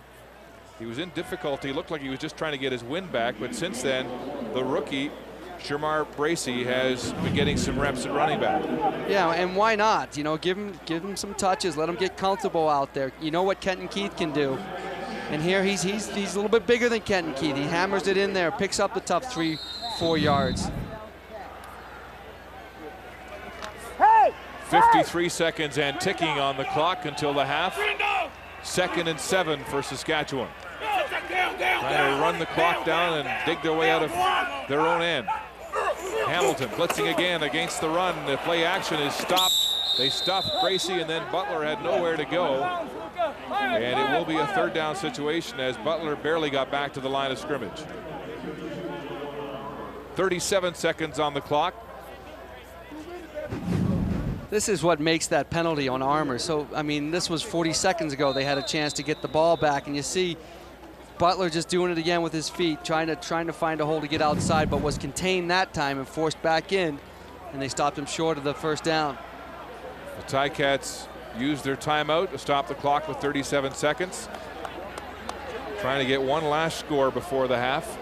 The field goal by Kanji from 47 yards was their first offensive scoring points in 6 quarters of football. Or rather, Borum. I said Kanji, Jimmy Borum's field goal. Imagine that. The only offensive points in 6 quarters. That's pretty tough to do in the Canadian Football League. I mean, it's been a tougher year as far as scoring goes, but to not have a touchdown in 6 quarters is one thing, but not to score points, touchdown or a field goal. The Cats have had some chances on the punt block. Here they come again, and Kanji gets it away, but it stalls and bounces back upfield. Oh, great field position for the Cats. They'll get on it and get a no yards as well with 26 seconds on the clock. An 18-yard punt for the struggling Kanji in the punting department. Moss comes back on the field with 26 seconds to go. Here you can see offensively Hamilton struggling desperately. 6th in rushing yards per game. Otherwise, they're 8 passing yards, 225 yards per completion, which I think is the most glaring there. Yards per attempted completion at 10. That's way below league average. Then, of course, only 5 touchdown passes. So the net on that punt was 3 yards. They just added the 15-yard penalty. Jamie. So they're going to call that a 15-yard no yards penalty, and now they're at the 45, and really you want to make sure you get a field goal out of this drive to make it a 2-score game. 2 touchdowns and 2 two-point conversions. And a delay on the field as the Cats break the huddle. You know, they may have challenged whether it's a 5 or 15-yard penalty on the no yards because it had bounced most of the time. Let's listen in. The ball's coming towards him. The ball's coming towards him. How does he know the ball's coming towards him? And that's just the point that Barrett's making, because they did change the rules mid-season. Saskatchewan coach's challenge is not reviewable. We'll continue with the play. Well, you can't review a penalty. This but is one of the subjects I talked with George Black about. And the old rule was if it bounces and you encroach the no yards, it's 5 yards no matter what. If it's in the air, you encroach it, it's 15. Well, that's not necessarily true. It's how hard you hit the guy. Do you come in and hit him hard and just blatantly encroach that 5 yards? And they judge that they did on this instance. Let's see what the Cats do with this opportunity. Here's Moss backpedaling, looking downfield, throws to the wide side. It's complete to Kamal Peterson. He turns upfield, beats the rookie, James Johnson. And we'll have a big first down with 16 seconds to play until the half. The Cats, of course, used their timeout and are in a hurry-up situation. Here's another look at the no yards call. Yeah, that put him in this position to have an opportunity to score. Moss now under pressure. Here comes the blitz, stepping up. He throws it away. It hits a lineman and a flag flies, no doubt signaling an illegal receiver. And maybe the ball didn't get across the line of scrimmage, so it's grounding. You know, this is a tough call because the quarterback is getting hit. How can you judge whether he was trying? On the play. Okay, good. Thank you. No call at all. I agree. Darn it. He's getting hit, so you can't tell whether he was trying to throw it upfield or do anything. 8 seconds to go. We watched Terry Vaughn on this. All the coverage had dropped off, but in fairness to Moss, he was getting pressure. But look how frustrated Vaughn is. He's open. Receivers wide open. are always open, Mark. You got to understand that. Yeah, I know. No, he was open. I know, but absolutely. in this whole season of discontent in Hamilton. Absolutely, you're right. Another indication. This attempt will be from the 34-yard line for Jamie Borum. Already good from 47.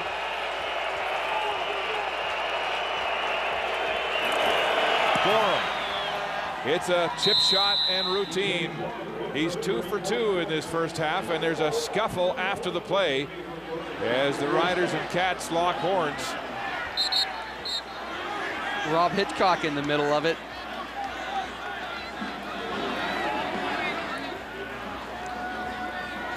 Well, I'll tell you what, for as much as the Ticats have been dominated, they have hung in here. And 24-8, yeah, it's lopsided, but these 2 field goals at the end of the half have put them back in the football game. They have an opportunity to do something.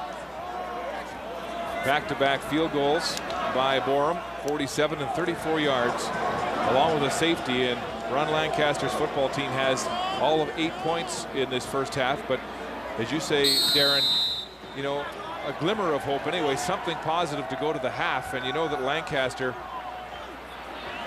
will have something to say to his football team after a lackluster first half of football on both sides of the line of scrimmage.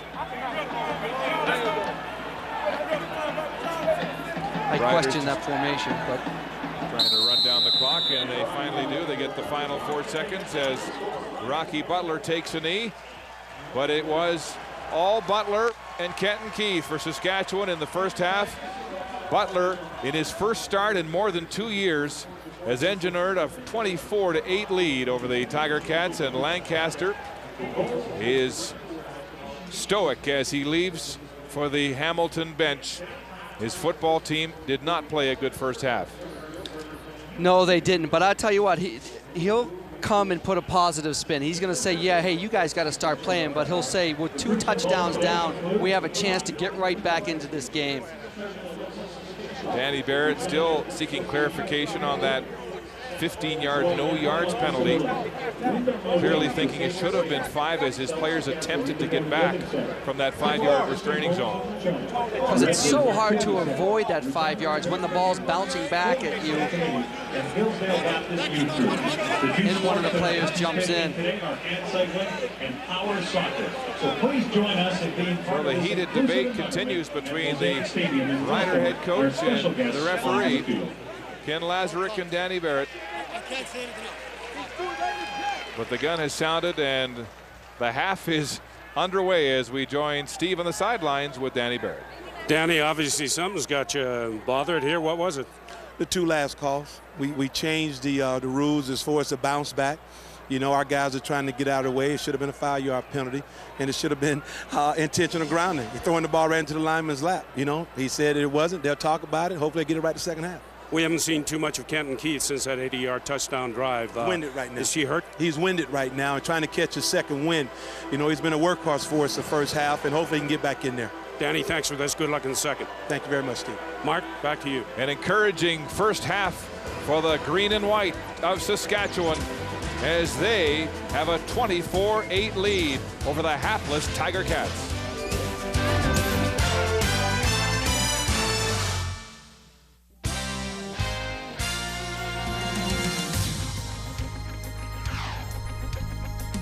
The CFL on CBC. Brought to you by Subway Restaurants. Subway. Eat fresh. And by Dodge and their retailers. Grab life by the horn.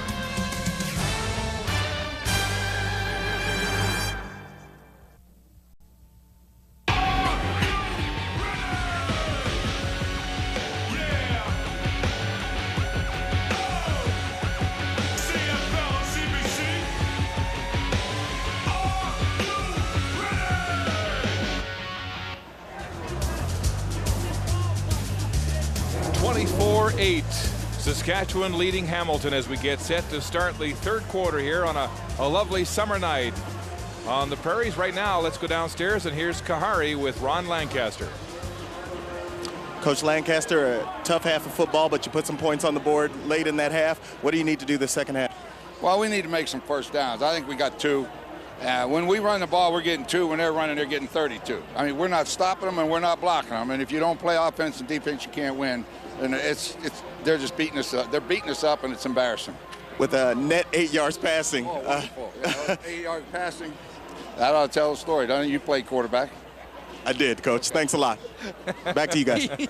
Well said, Kahari. Yeah. Thanks, Kahari. Ron actually underestimated his team. They had 4 first downs in that first half, so it wasn't all that bad. Always seems worse than it really is. 4 first downs to 15 for Saskatchewan. I guess that is bad. They were beat up. Jason Moss completing 6 of 17 passes for 69 yards and throwing the water bottle to the turf. Nobody questions his competitive spirit and his will to win and his work ethic. And those who have watched him over the years hope he can get out of this funk.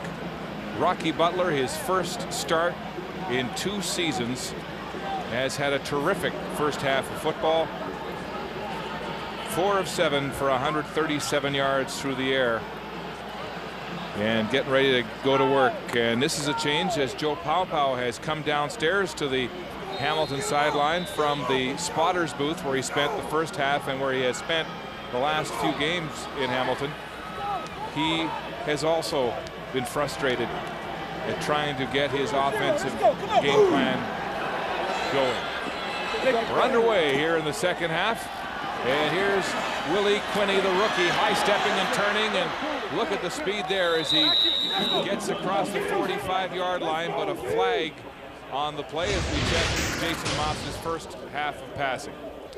Yeah, you see the 2 deep ones 0 for 2, which we're just kind of saying, all right, we got to throw it deep just to make you think we might throw it.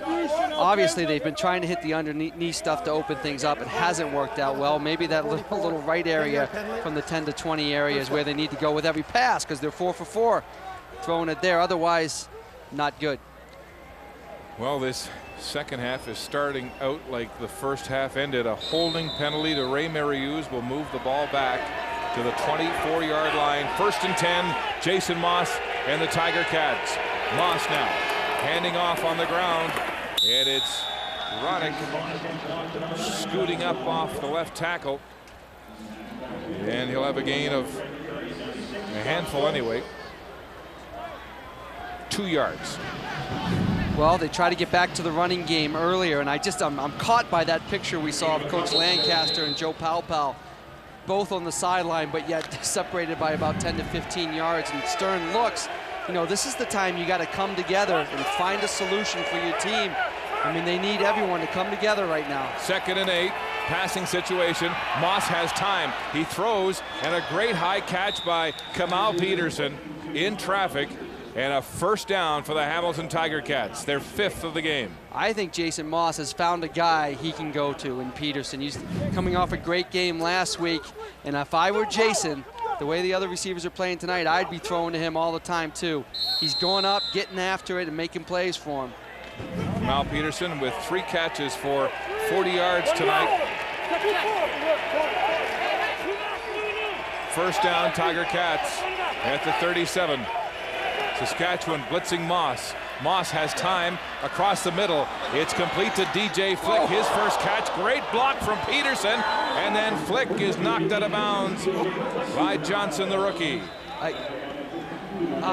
Wow. David Bush is slow to get up after being rocked. Great block. Right, here's the crossing routes that the Ticats had talked about that Moss was comfortable with. Hits DJ Flick coming underneath, and here's Peterson who's doing everything, right? We talked about in Saskatchewan. Kenton Keith wasn't running with it or catching it, he was making a block. That's what Peterson's doing for the Ticats. There's one guy that he's doing everything for him. He's giving it all like you have to. What a block. Bush doesn't see him coming. He comes from the backside, but it also allows DJ Flick to pick up 8 more yards than he had. Total of 15 on the game. David Bush is okay. shaken up on the block by Peterson. He'll have to leave the game for 3 plays. And Peterson took quite a shot as he went out of bounds, but he's all right. Rontarius Robinson has come into the game for Bush. Ticats moving the ball smartly for the first time on offense in this football game. 1st and 10 from the 52. Play action. Here's a hitch screen to Corey Holmes. Holmes is tackled at midfield, and a gain of only 3 on the play. Former Saskatchewan Roughrider saying how excited he is to be back in his own old hometown. Yeah, he had a little trouble, wasn't sure whether he was supposed to line up on the line, so he got there late, was a little confused, but picked up 3 or 4, put it in a good situation. Well, not ideal, but 2nd and 7. A big play in the second half for the Ticat to keep this drive alive and come away with some points. Robinson still in the game for Bush. On 2nd and 7, Moss, look at the time he's got. Now he throws to the sideline, incomplete, intended for Terry Vaughn, and there's a flag deep in the secondary downfield.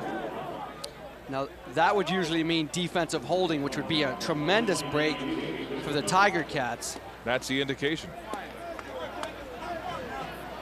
It's an educated guess, but... Legal contact on the receiver. Saskatchewan, number 24, 10-yard penalty. First down. Jackie Mitchell with the penalty, and that helps the Ticats move the sticks and keep this drive alive.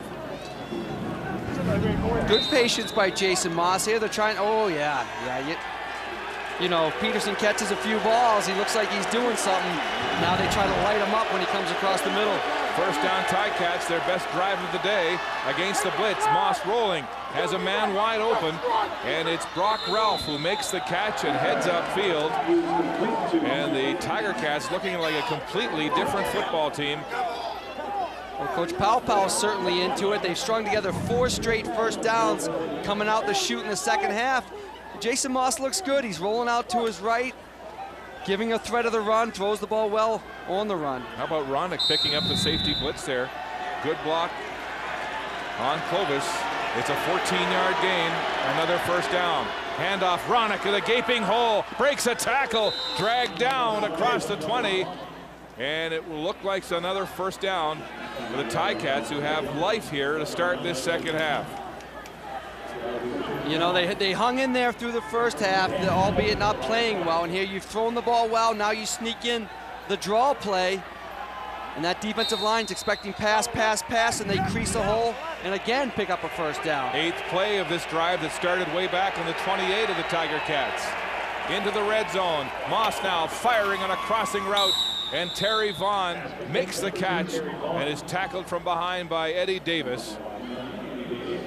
Moss throwing with more accuracy and authority now. Yeah, he doesn't look injured. He does look more confident. He's come out the second half and said, hey, this is a whole new football game. Put that first half behind me and let's go. Ticats' deepest penetration of the football game. 2nd and 2. Moss rolling, now he throws. It's complete to Ronick, and he walks into the end zone. Touchdown, Tiger Cats. Wow, that is so well done. I mean, how to come out in the second half with your first drive and drive it right down the field. In this play in particular, Moss is throwing to his right. He has Ronick underneath, but he keeps running because he has to pull the defender to him to open up that hole for Ronick to catch it. And he was patient, patient, patient. Last second dumped it to Josh Ronick, and that's a touchdown pass. Ronick's 3rd touchdown of the season. The 6th touchdown pass thrown by Jason Moss, and the 1st Hamilton touchdown in 7 quarters of football. Jamie Borum line drives the point after, and the Ticats are back.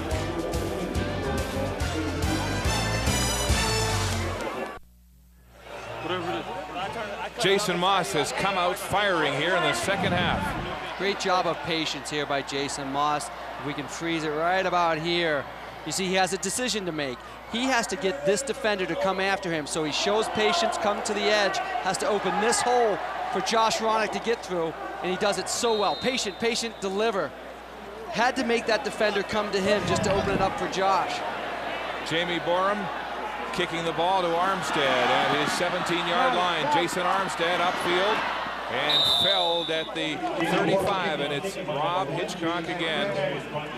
The big special teams tackle for Hamilton, limiting that return to 19 yards. And let's take you back on the anatomy of the Ticats' first touchdown scoring drive. It began with that high catch by Peterson for the first down. Then Moss on the crossing route to DJ Flick, his first catch of the football game, takes a shot out of bounds, got a good block from Kamal Peterson on the play. And then the option here, reading the middle linebacker McCullough and throwing the 12-yard pass to Josh Ronick, his third of the season. 6 completions in that drive, as many as Moss had in the entire first half of this football game. Play action now. Butler in trouble. Now he throws downfield. Diving. Jason French can't hold on. French went low in front of Sam Young, but couldn't bring it in. Here's what Butler did when he came in relief of Marcus Crandall. 4 for 7, not bad. I'll tell you, as the half went on, though, I saw Rocky start to miss a couple open receivers. I think really what the Ticats are going to do the second half, make Rocky Butler beat you by throwing it. You certainly don't want Kenton Keith running all over you in the second half. So Rocky Butler has been efficient with his passing game and has been prolific with his running game. 2nd and 10. Hamilton, 4-man rush. Butler fires. It's complete to Dominguez, but he's shy of the first down. Went up for the ball, and the Cat secondary didn't give him that extra yard he needed. Yeah, now here's a case where he ran the route far enough. He pushed it up to 12, but when you come back as a receiver and the ball's not there yet, you're taught, or a good receiver like Matt Dominguez, keep coming back to the ball, keep coming back. He came back so far that now he's a strong yard short and is not in that position where you can go for it. Well, that's Sam Young with 2 big plays on defense. Made the hit there to prevent the first down, and so as Tiger Cat defense is improved, they have forced the Riders to punt on their last 3 drives, going back to late in that first half. Luka Kanji now gets it away. Jason Goss was close again. Here's Holmes now, and the Riders are well within that 5-yard restraining zone, and a flag on the play as they rough up their former teammate. Dustin Chernosky makes the tackle, a 32-yard punt and no return.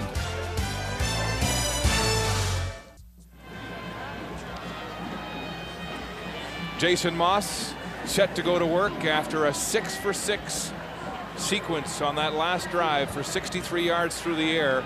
Perfect passing after a shaky first half. Well, we saw that no yards penalty at the end of the first half where it was a 15-yarder because it was a blatant encroachment. Now this time, traditionally in the CFL, when the ball's in the air and it's caught and it's encroached within 5 yards, it's been 15 automatically. But they're saying, hey, it was accidental. It wasn't a blatant hard hit, so they only gave him 5, and Coach Lancaster is livid about that one. Hamilton has scored points on its last 3 drives, 2 field goals and a TD. Moss throwing the deep ball for DJ Flick, and it's way overthrown and incomplete. Going after the rookie again at the field corner, James Johnson. Down to the sidelines, here's Karhari. Guys, like you mentioned, Pow Pow is now on the sidelines. He is involved in everything that this offense is doing. He's making sure that the right people are out there. He's in people's faces when they come off the field, and I think it's had a big effect on this team. I know just by looking on the sideline, guys are talking to each other a little more, and as you can see on that first drive, things are successful so far. Back to you guys. Yes, and Kahari, look at the face on Pow Pow, so determined on that sideline. Here comes the safety blitz, the ball's away, and there's nobody in the vicinity as Kamal Peterson broke his route off, and the ball was 15 yards too far, and Pow Pow saw a chance there to beat the safety blitz. Huge opportunity. Watch, you get no free safety, cover 0. Jason Moss is thinking he's coming right down the middle, and Peterson flattens it out, just trying to look for the completion. They protected it well. They brought the house, picked it up. They had a chance for a touchdown. Joe knows that. Opportunity lost. Sitting in Pow Pow's office on Wednesday this week, and he admitted he's taken a lot of heat for the offense, but he says how many of his critics have played quarterback in this league and designed offenses over the last 20 years. He was a little bit sensitive about the criticism his offensive scheme has taken, when there are so many factors that go wrong in offense when it comes to execution and the human element. Procedure, Hamilton, number 25, 5-yard penalty, still third down. Yeah, everyone, when things go wrong, everyone's looking for that one person. You can say, hey, he did it. Look at him. He runs the offense. But you know what? It's players. It's the offensive line. Are the receivers running the right routes? Or is the quarterback getting rid of the ball? All these things play into success or not being successful.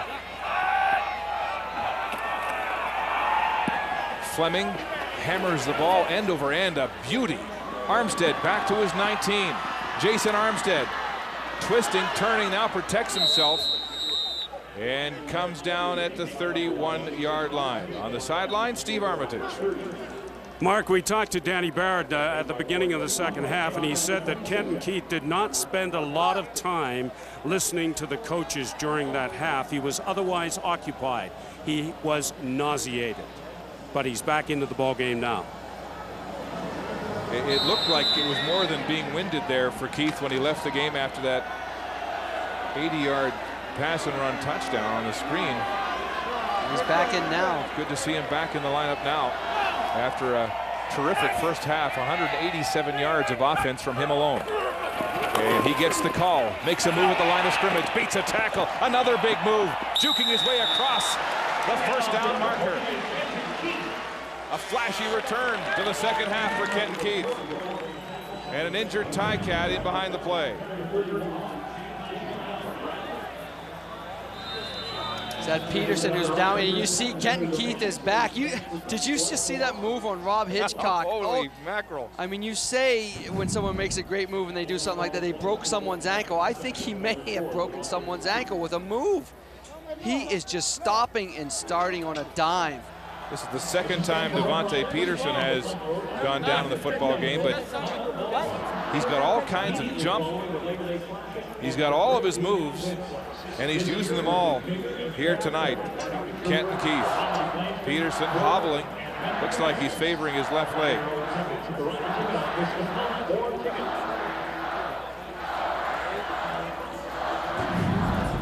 Let's see, right in the middle of all of this is Peterson somewhere trying to make a play.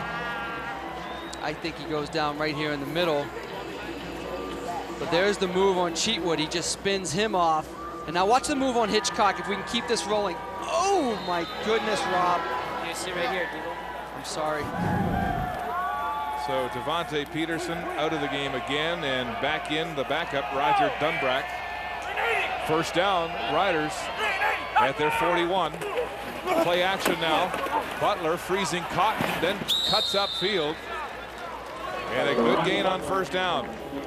And Rocky Butler pulling out some of the steps. Yeah, that's a much better looking option than we saw in the first half when he had lost 3 or 4 yards trying to make his decision. This time he's straight flat down the line looking at us, coming right at the defense. You make your decision. You're going to stay upfield, I'll cut it in. And that's what he does. Rocky Butler now with 6 carries for 60 yards, a 10-yard average on the ground at quarterback for Saskatchewan. 2nd and 3. The pitch on the fake reverse. Kenton Keith, all kinds of room. And Rob Hitchcock guides him out of bounds in front of the Ticat bench. A big first down, and Kenton Keith is having his way with this Ticat defense. Yeah, he is, but what a well-designed play. Look, they fake it and then just do that quick pitch out the left side. I mean, give a lot of credit to Tommy Condell. They have put together a nice offensive scheme to run the football. They've obviously seen weaknesses in the Ticat defense versus the run, and Kenton Keith has exploited that with 10 rushes for 108 yards.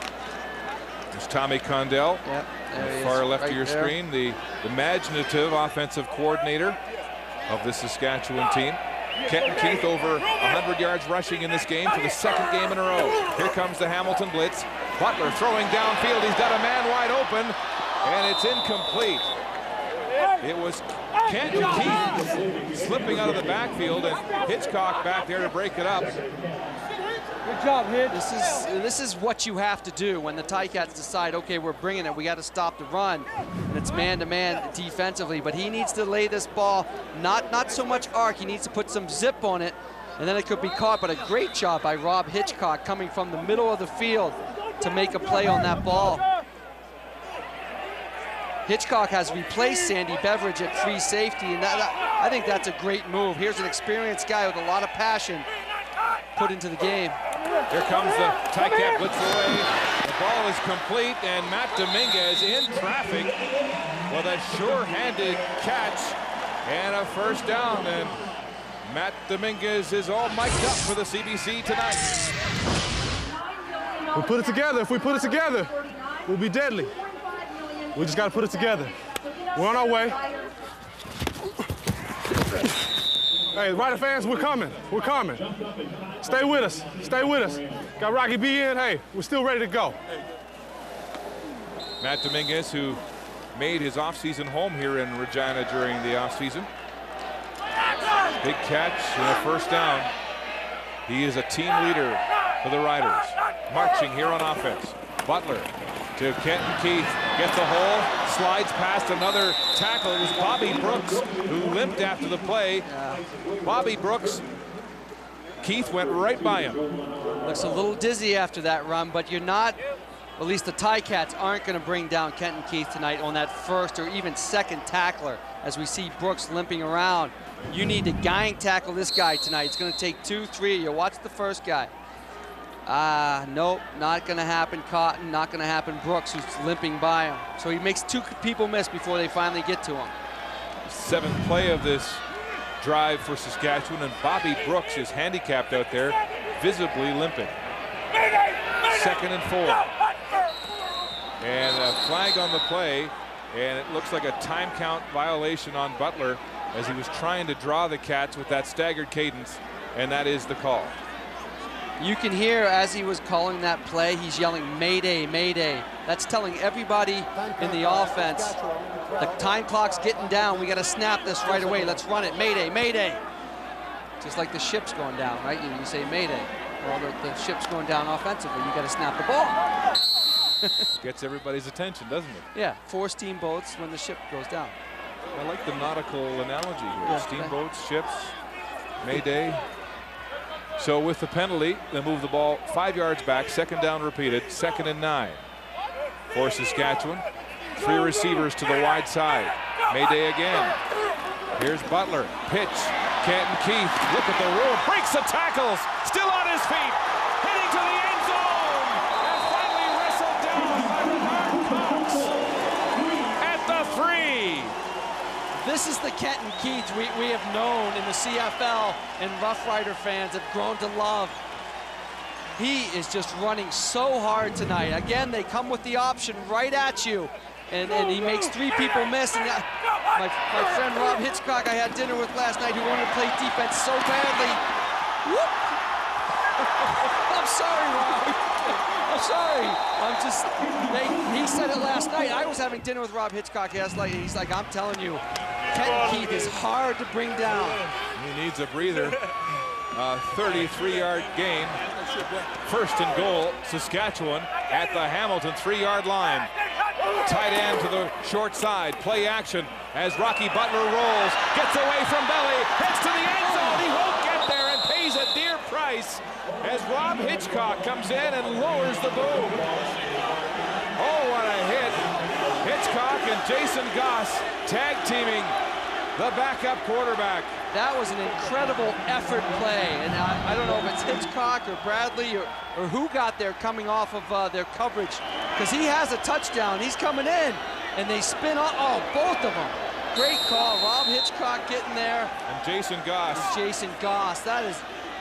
That's the effort. You know, you're getting beat up. They're running it down your throat. His ears must have been burning when you're making fun of him on that last play. You'll show Flutie. 2nd and goal at the 1. Butler in behind O'Day. Quarterback sneak. There's a pileup at the goal line. And no indication yet. I don't think he got there as the Ticat defense tightened up. It's going to be 3rd down, it looks like, as they get all the players off the pile. Because of that Goss and Hitchcock just all-out effort play, As we watch the replay here, see where I talked about who's getting lower. Ticats got lower that time, and they stopped them. The ball's probably right about there, which is not across the plane. So it goes right back to the 1 yard line. Now, because of this effort, we're in a 3rd and 1, and you got a chance. Hey, it's still slim, but you got a chance. You got to keep fighting. Riders going for it. 3rd and goal from the 1 yard line. Rocky Butler calling the signals. He'll hand off. Canton Keith battling his way. Touchdown!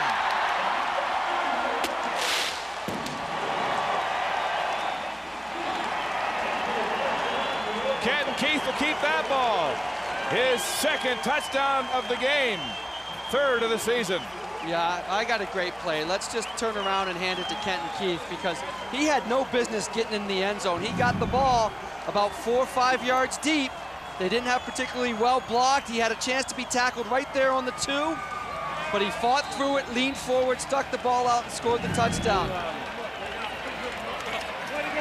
You know, I'm not voting on Warrior of the game tonight, but I got a pretty good idea who it might be. It's no contest. There's a bobbled hold, and Butler takes another shot there. And the convert is botched up. But Canton Keith reveling in a red letter night. Well, the Rider training staff working on the left calf of Rocky Butler. He's been taking a beating, especially on that last drive and on this botched up pin. This is the last thing he probably wanted to do when he was injured, to be forced in this situation. I just heard him say on the sideline, I was trying to run, but I got nothing. And there's Goss again, all out hustle, still playing hard. What a drive, though. 11 plays, 79 yards. It took 6.5 minutes off the clock in this 3rd quarter. And Ivan Gutfriend is working on the calves of Butler, who's beginning to seize up. And the kickoff goes out of bounds, so the Ticats will get the ball at their own 45-yard line. I mean, what's up? Canton Keith It ain't nothing with his best game of the season. Yeah, here's the play at the goal line, which you don't like to run a lot of delay stuff. He gets it at the 6-yard line, gets hit at the 2, and then just Rob Hitchcock in there again. Just all out effort.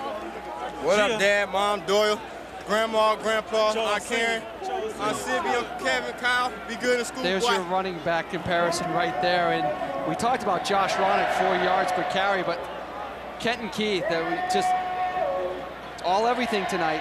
I mean, that was a huge drive. After the Ticats had made it a football game, they needed to take some time off the clock. In the bonuses, they stuck it in and scored a touchdown.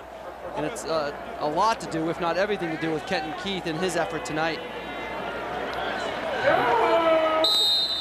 So the Ticats will have good field position at the 45-yard line. 1st down against Big Nate Davis and this Saskatchewan defense. Riders with a 15-point lead. High snap. Moss, play action, rolling. Now he throws. Brock Ralph sliding, but can't come back to the football as it hits the turf, incomplete. David Bush was chasing him in coverage. Ralph had that spectacular catch last week at home. He made that catch on his back. He had him beat that time. He had man-to-man coverage with Bush, had him beat. A little pressure on Moss, and also tough as he's throwing to the left to square up and put it on the money, and he skipped it to Brock Ralph. Looks like Jason Moss is calling his own plays here in the 2nd half, and that's another change. Powell coming down to the sidelines. Moss having more input. He drops the snap. He's hit. There's a scramble for the football, and the Riders have it. Eddie Davis chugging towards the end zone. Touchdown.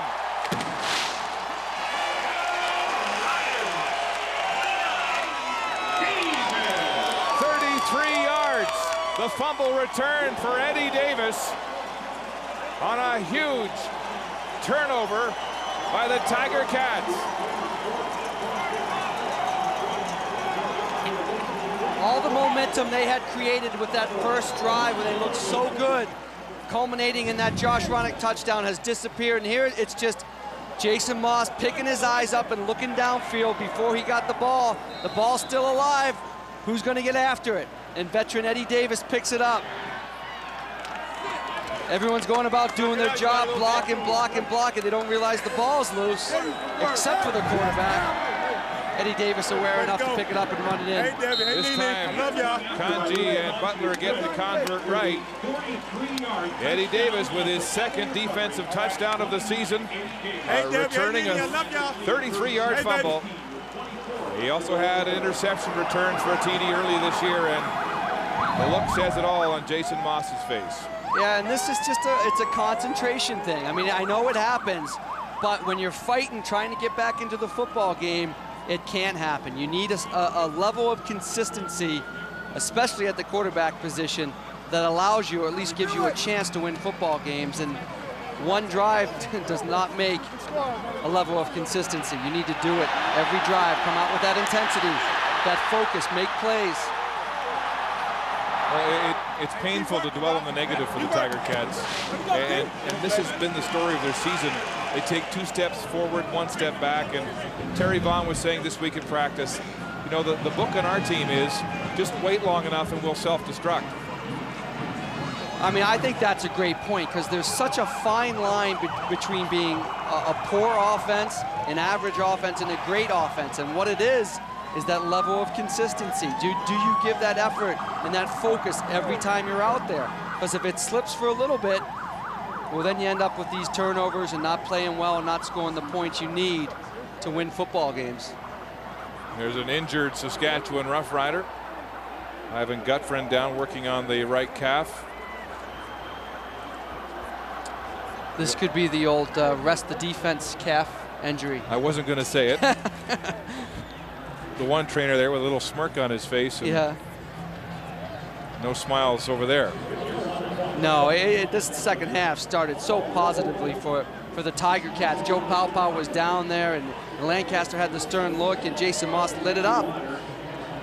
But I think that drive with Kenton Keith eating up all that time and then ultimately scoring that touchdown just took all the air out of the Ticats.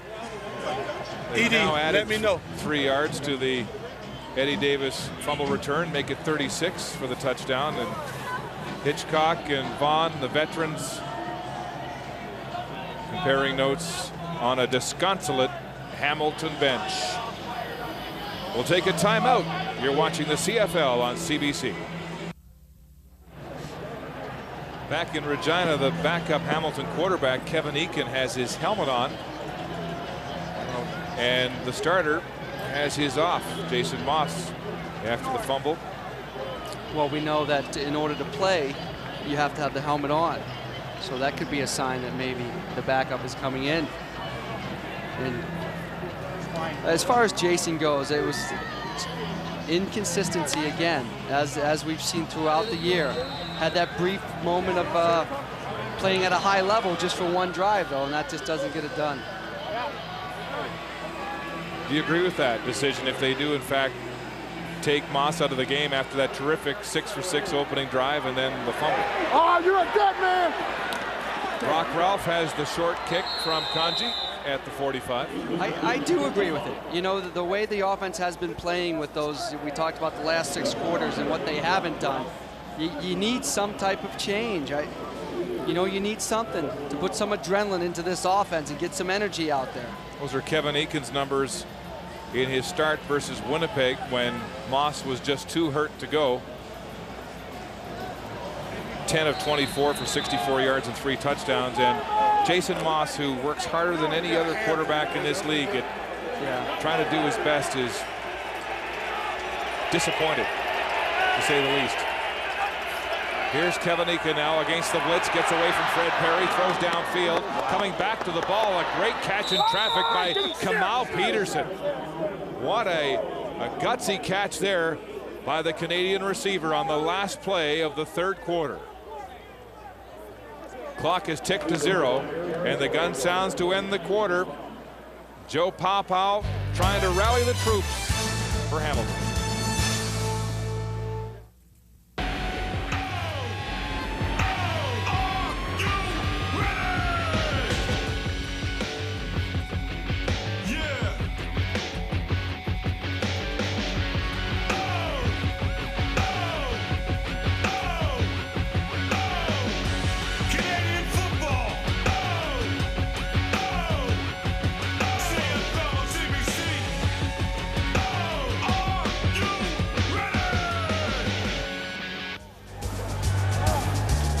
Fourth quarter straight ahead as we check the three-quarter numbers.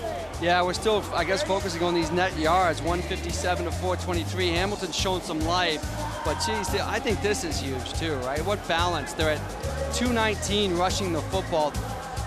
That has dominated that rushing game. But look at Eakin this last play. This is so impressive. He's off balance, throwing off one leg. He's throwing a cannon right there, just a P to Peterson, who's been the most reliable receiver tonight. This kid's got a gun. 4 catches, 53 yards for Peterson. And there's a running play that was sniffed out by that Saskatchewan defense as Jackie Mitchell came on the blitz and stopped Josh Ronick in his tracks. Yeah, you know, it's a little late to keep trying to establish this run game. We see him try to go to Josh here, but they're bringing everybody right off the edge, make him adjust, and there's Mitchell to clean up. I mean, let's throw the ball, see what the kid can do. You got good field position.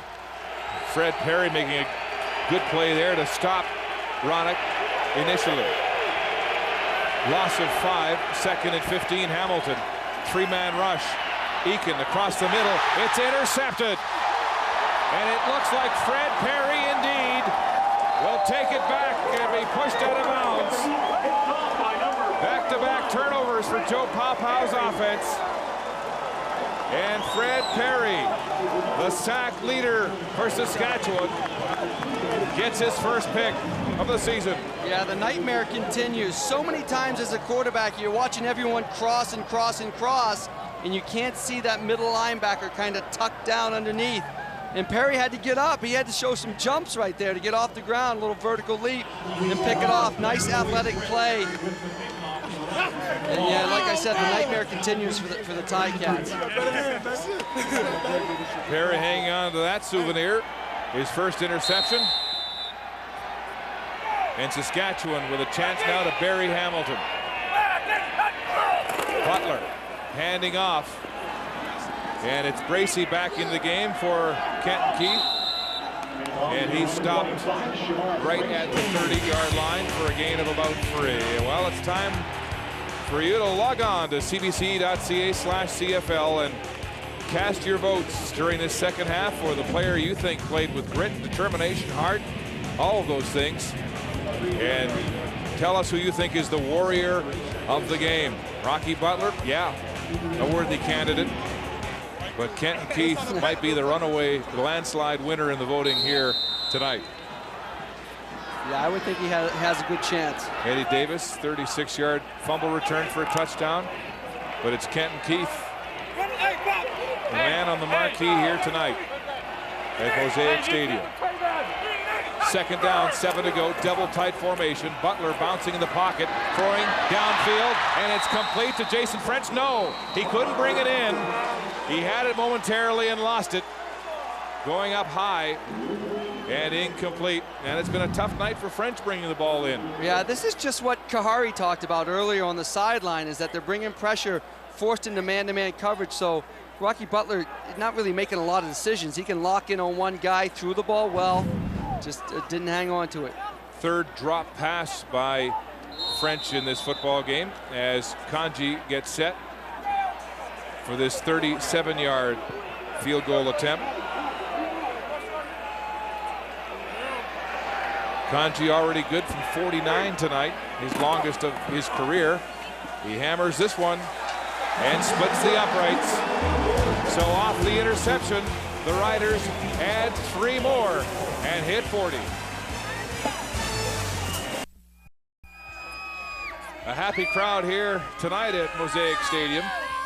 The home team with a 40-15 lead. A reminder to our tennis fans that tonight's semifinal between Dinara Safina and Anna Ivanovic was called off because of inclement weather in Montreal.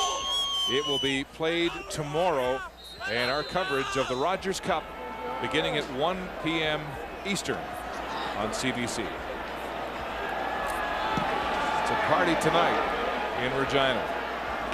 It's Willie Quinney at his 15-yard line. The lanky returner, high-stepping. He's got some speed. Look out! Wow. Willie Quinney has got jets. But now Eddie Davis has an angle. And so does Morgan as he's forced out of bounds in a very threatening-looking return.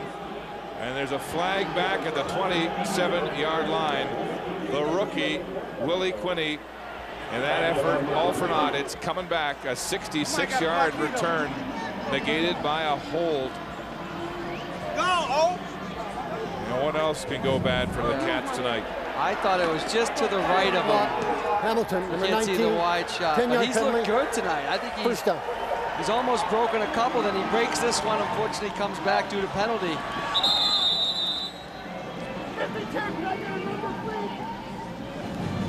Gets in the open field, he certainly has a step on most people.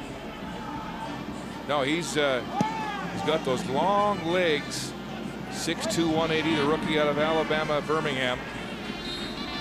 And I remember back at training camp, all of the defensive backs at Hamilton were remarking at his speed and his cuts and his routes, and they spoke highly of him, and he impressed there, but it's called back on the block. Eakin now rolling under pressure. He's sacked. It's Fred Perry, his 9th sack. A team-leading stat on defense. To go with his interception on the last series. He must be Superman, because he was double teamed by Cook and Ronick, if we can watch it right here. And he goes right through him, splits him. I mean, Cook was stepping back as if it was a straight drop back, and the quarterback was actually rolling to his side. Fred Perry making a strong case for defensive player, or at least lineman of the week. He's got a knockdown, an interception, and a sack tonight. Loss of 11 yards on that sack. Here's Eakin in his end zone now, bailing out of the pocket. Lots of room for him to run. A flag behind the play, and Eakin sidesteps the tackle and is close to a first down on that 2nd and 21 situation. Of course, they're going to bring it back. I can't imagine it would be anything except offensive holding, but great effort by Eakin. You know, didn't take the step out of bounds. He cut it back up, trying to pick up the first down. We'll see what they call, but if it's in the end zone, holding. Holding. Hamilton, number 60. Half the distance to goal line. 2nd down, repeated. Fabio Felice, the sophomore out of McMaster, called for holding. Yeah, he's at right guard, so he's inside there. Yeah. The shirt was coming off. So here's 2 big plays. The 66-yard return wiped out by a holding penalty. Now a 21-yard first down run wiped out by a holding penalty. It's a couple times up front, too. The sack by Perry right before, and then that play where it's just getting your feet into position to make the blocks. They're lazy with their feet, so they're reaching with their arms. 2nd down over, 23 to go now. Eakin in the end zone at the goal line. It's caught by Brock Ralph. Ralph in a foot race now, turns the corner and knocked out of bounds by the rookie James Johnson. But an exhibition of Brock Ralph's speed, and Joe Paopao got the worst of that hit. Wow. No, he got hit hard. Oh, he's in difficulty there at the Hamilton bench.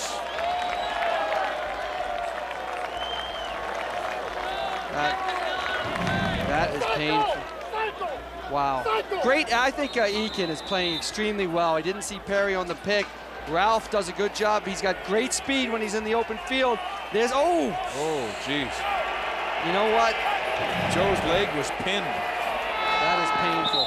Eakin passing to the sidelines, intended for DJ Flick, and incomplete. Joe Paopao grimacing, but still in there calling the signals.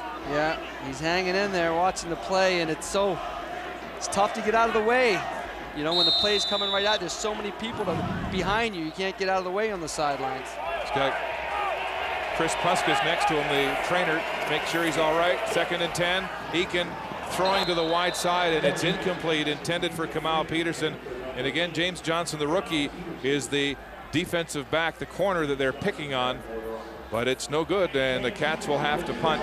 I mentioned the black cloud off the top of the broadcast that both of these teams have been under coming into this game, but for the Tiger Cats, you have to feel for them.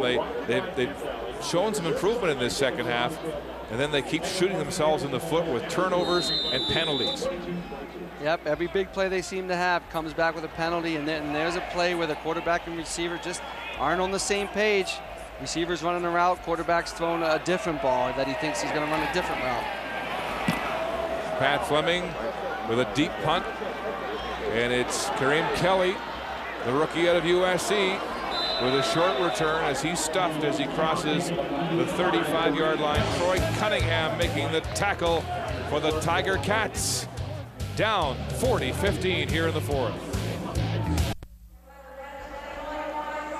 There's General Manager Roy Shivers of the Roughriders back in town tonight, returning from a scouting trip in Oakland. It was 1 week ago that he went on a tirade after the Riders lost to Edmonton in Edmonton, criticizing his players, calling them out by name, his coaches too.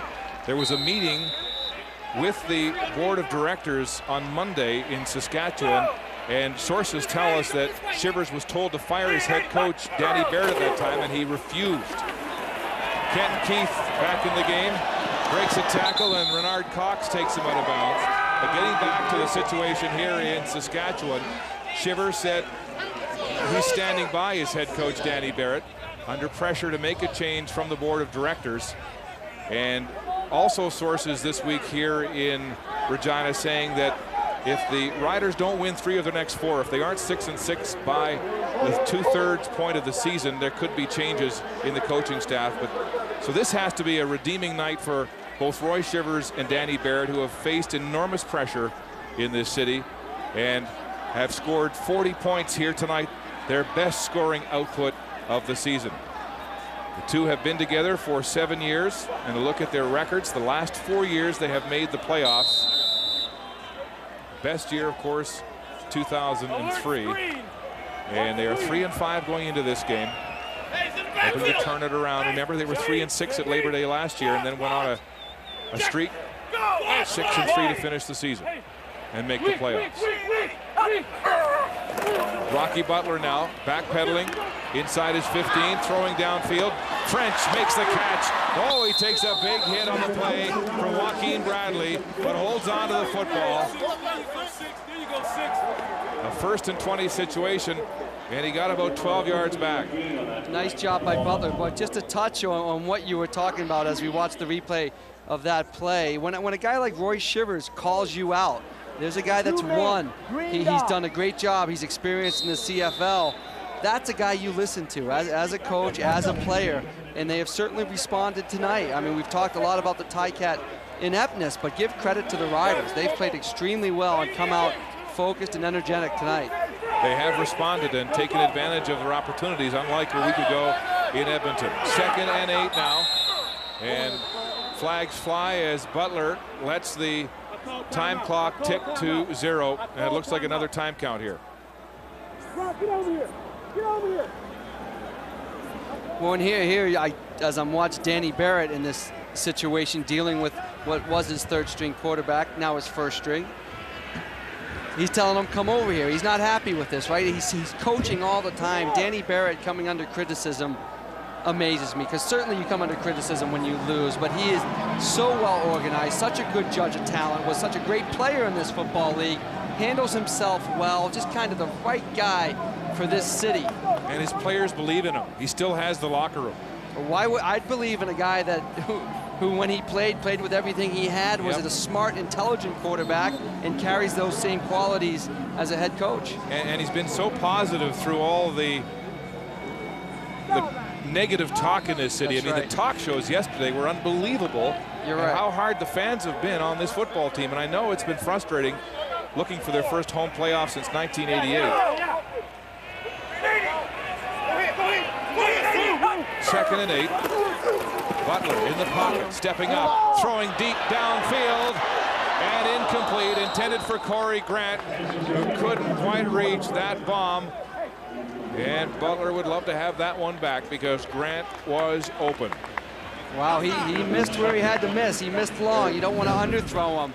But boy, he steps up and throws this thing about 60 yards. Wait. Tell you, Corey Grant runs pretty well. To out-throw him after waiting that long, you've really laid it out there.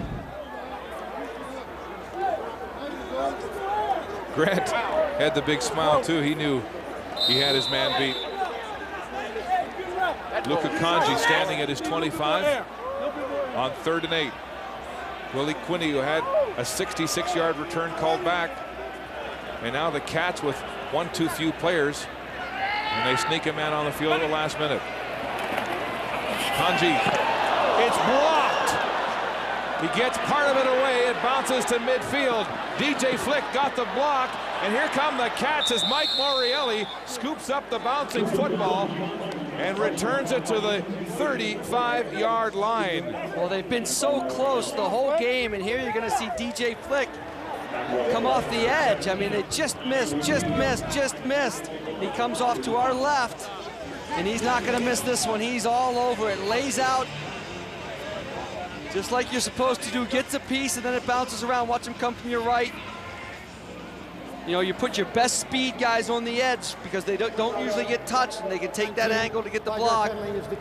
Mike Morielli awarely picks it up, breaks the tackle, puts him in great field position. Got the ball in the 35 and gives the offense an opportunity. And DJ Flick not normally on punt cover situations, using that 4-3 speed to get in and get a piece of that punt. An 11-yard punt after the block, a 15-yard return for a net of -4. Here's Kevin Eakin now, under pressure, throwing to the wide side, nearly intercepted, a late delivery, and David Bush got there to knock it down. That's ill-advised throw by Eakin. You don't throw late and wide sides of the field under a lot of pressure. I mean, he'll get to learn this. He's getting pressure, falling backwards off his back foot. He's got a cannon, and sometimes when you have such a strong arm, you believe you can put it in anywhere. David Bush at 5'8", having to climb the ladder to get a piece of that pass intended for Morielli, forcing a 2nd and 10 situation. Cats with a great chance here in field position. Here's the blitz. Eakin's in trouble, throws it away. And a flag on the pileup, and Kitwana Jones is clapping his hands, indicating it may be against Hamilton. Yeah, most likely holding. We'll listen to the call. The ball was passed across the line of scrimmage, so there is no foul. Incomplete pass, 3rd down.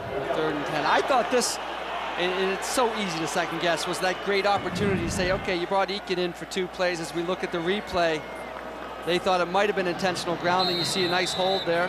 Man, that was dangerous. He had the ball hanging up there like the Statue of Liberty. But quickly, I thought it would be a great opportunity to put Jason Moss back in and give him a chance. 3rd and 10, Cats have no choice but to go for it here with 7:23 and counting to go in the game. 5-man rush. Eakin firing, high ball in behind his receiver, DJ Flick, and incomplete. And so the Ticats will turn the ball over on downs. Their 3rd turnover of this 2nd half that started out so well with that scoring drive. Back at the booth, the broadcast booth, Mark Lee along with Darren Flutie here at Mosaic Stadium. Both teams came into this game desperate for a win. Something had to give. The Riders responded. Ticats, all kinds of difficulty. What do they have to do to go from here? Well, what they have to do is come together, right? They haven't played well. They haven't played well for a few games, but don't separate you. And people go different ways. Come together, keep fighting. It's the only way you turn it around. I mean, I've been there many a time as a player, and if you go different ways. Look at this, the rookie, Shermar Bracey, busting up the gut, and the run game has been terrific here today. A 20-yard gain for the rookie. You know, if Chris Walby was here, he would be talking about the offensive line all day, as I've talked about Kent and Keith, but this offensive line is opening up some huge holes. They've done a great job. I mean, we've talked about Childress and O'Day and Green, but Charles Thomas and Mikowski just opening up huge holes for the running backs tonight. Shermar Bracey getting a chance to make his CFL debut because of the concussion to Dominic Dorsey. Held out because of safety reasons. Bam! Kent and Keith a chance to jumped over him, I think, take a everybody in breather the secondary after hitting so low. his biggest night of the year. 2 touchdowns, 1 through the air, 1 on the ground. And now it's Bracey, the rookie out of Arkansas State.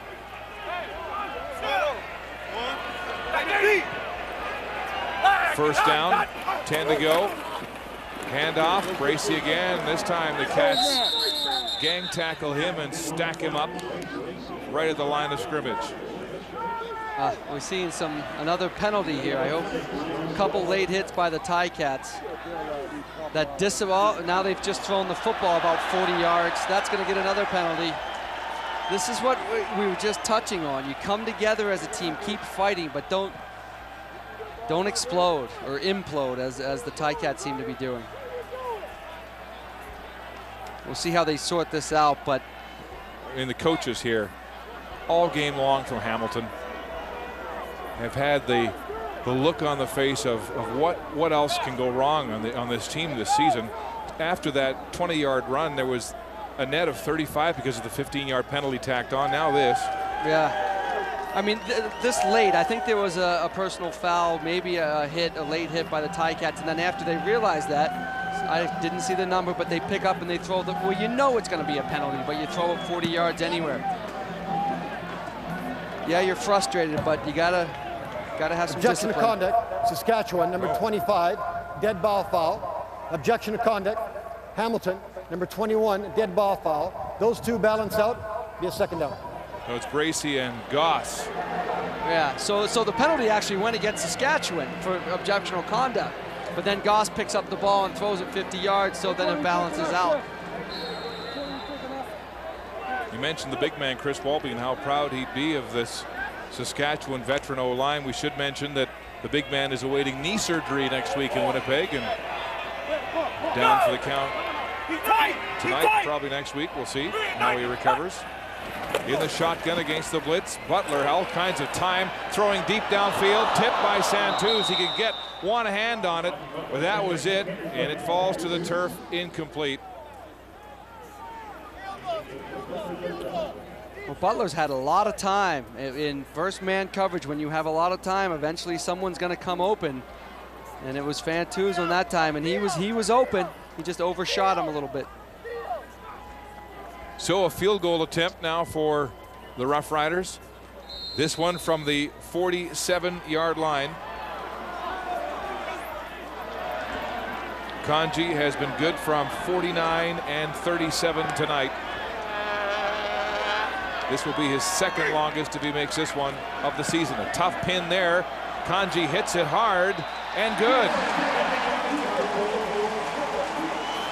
The rookie from Waterloo, 3 for 3 tonight. All right. Rocky Butler struggled with the pin there, but that didn't bother the rookie, Luka Kanji. Coming home. Kanji's amazing. Now Quincy Williams is into the game at quarterback, and he throws a little pass out of the backfield across the middle to Corey Holmes. And Holmes has a gain of 7. Yeah, watch the pin here on that and handling the ball. A little late, but he just goes through his routine and he steps. He trusts that Rocky Butler's going to get it down. He gets it down and he drills it. Kanji hasn't missed a field goal since the very first game of the season when he missed one from 49. That's his longest here tonight in a 3 for 3 field goal performance. Mike Morelli makes the catch for a first down on 2nd and 3 for Hamilton, as the Cats use all 3 of their quarterbacks here tonight. The number 3 man, the rookie from Appalachian State, Richie Williams, into the game now. A nice job. Saskatchewan's dropping back in what is a prevent defense, but he's just taking his reads, dumping it, completing the ball. That's all you got to do at this point. Williams rolling, firing, complete to Morelli, settling in the flats at the 50, and that gain's worth about 2 on the play.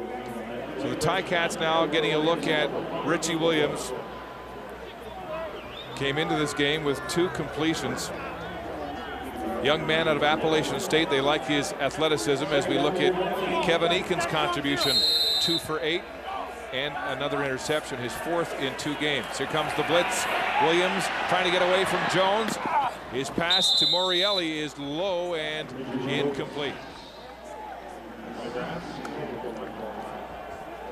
Jason Moss started this game, had a horrific first half, came out firing to start the second half, 6 for 6 through the air, engineering a touchdown, and then fumbled the shotgun snap on his next series, and that was it for him. Yeah, I didn't mind them bringing, again, this is my opinion, Eakin into the game and giving him a shot, but I thought it would have been great to bring Jason Moss back in when they had the ball in the 35 after the turnover, because he's your guy, right? He's going to go the rest of the year and win or lose games for you. Got to show confidence in him. 3 of the last Hamilton offensive possessions have ended in turnovers, and 3rd and 8 here. They have no choice but to go for it. And there's an injured Tiger Cat. Luke Molinder is down, taking a knee, the young man from Michigan State. This a mic. Rock the mic one time. And for viewers just joining us, a little past 1 a.m. in Eastern Canada. Here's the game story. Marcus Crandall got his first start of the season for the injured Kerry Joseph. Left early with a dislocated elbow after engineering a touchdown on a 1-yard plunge. Then Rocky Butler, the number 3 man, comes in and has a great night. 2 touchdown passes. Kenton Keith, look at the yards. A 1-man scoring machine, 249 yards and 2 touchdowns. And the Ticats being outrushed 251-16. And the scoreboard says it all. Yeah, a little trouble running the ball for Hamilton, to say the least, but Kenton Keith, you nailed it right on the head. He drove this football game offensively for the Riders, because they were able to do everything else they did offensively because he ran the ball well. The Riders with 43 points, their biggest scoring outburst of the season. Last year they had 42 points in game 1 with Nealon Green at quarterback, and in game 10, 45 points under Marcus Crandall. So 3 different quarterbacks putting up some big points over the last 2 years for Saskatchewan. Molinder off under his own speed. And here's the 3rd down gamble. 3rd and 8 for Hamilton. Clovis down low, and they'll blitz. No, he'll back off now. And Williams is confused now. He wants to throw deep downfield. Kamal Peterson was open and dropped the football. Wow. Oh, great arm. What a great job by Richie Williams, stepping up and laying that right on the money. Wow. And Peterson, who's been consistent tonight, look, he gets pressure. Instead of scrambling to the outside, he steps up in the pocket, has the presence to still deliver it, puts it right on the money. And Kamal Peterson has had a terrific season catching the ball this year. He has. Looked like last year when he dropped so many passes, the Bombers got rid of him and traded him to Hamilton. That's that consistency thing for the Ticats. If you can make the play once, twice, 3, that means you can do it every time. That ball was 60 yards in the air. But a turnover on downs, the 4th turnover for the Ticats in this second half, with 3:06 and counting. And Butler hands it off. Gracie hitting the hole with speed, slashing his way close to a first down. It is a first down as the rookie moves the yardsticks. The 3-minute warning has been given to the benches here at Taylor Field. Welcome back to Mosaic Stadium at Taylor Field with 2:52 to go in this football game. Saskatchewan Roughriders poised to move into sole possession of 3rd place with a 4-5 record in the West, just 1 game behind the 2nd place Calgary Stampeders. And it's amazing in this changeable West division how the complexion can change week by week. First down for Butler and the Riders, and then Shermar Bracey tries to turn the corner, and he's caught from behind for a gain of 3. As we check your Rona game notes pertaining first to the Tiger Cats. Yeah, offensively, can't get no satisfaction. Not satisfactory tonight. Only 16 rushing yards, 4 turnovers. Not a good night offensively for the Ticats. And defense, sympathy for the defense. They just, every game, they're out there so long because the offense has not been controlling the football. They were on the field for 35 minutes tonight, and they're still on the field as we speak. Hard to explain it. 2 weeks ago, Ronick had 164 yards rushing against one of the best defenses in Winnipeg, and virtually nothing to show for tonight. Bracey again, off tackle right, hits the hole hard, and he stopped shy of the first down on 2nd and 9. How about Saskatchewan now in your Rolling Stone theme game notes. Offensively, start me up. Well, Kenton Keith started him up. 249 yards from scrimmage and 2 TDs, not to mention all the yards Bracey has accumulated.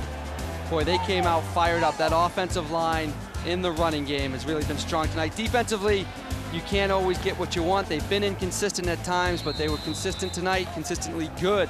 1 interception and a fumble return for a touchdown by Eddie Davis and 1 sack.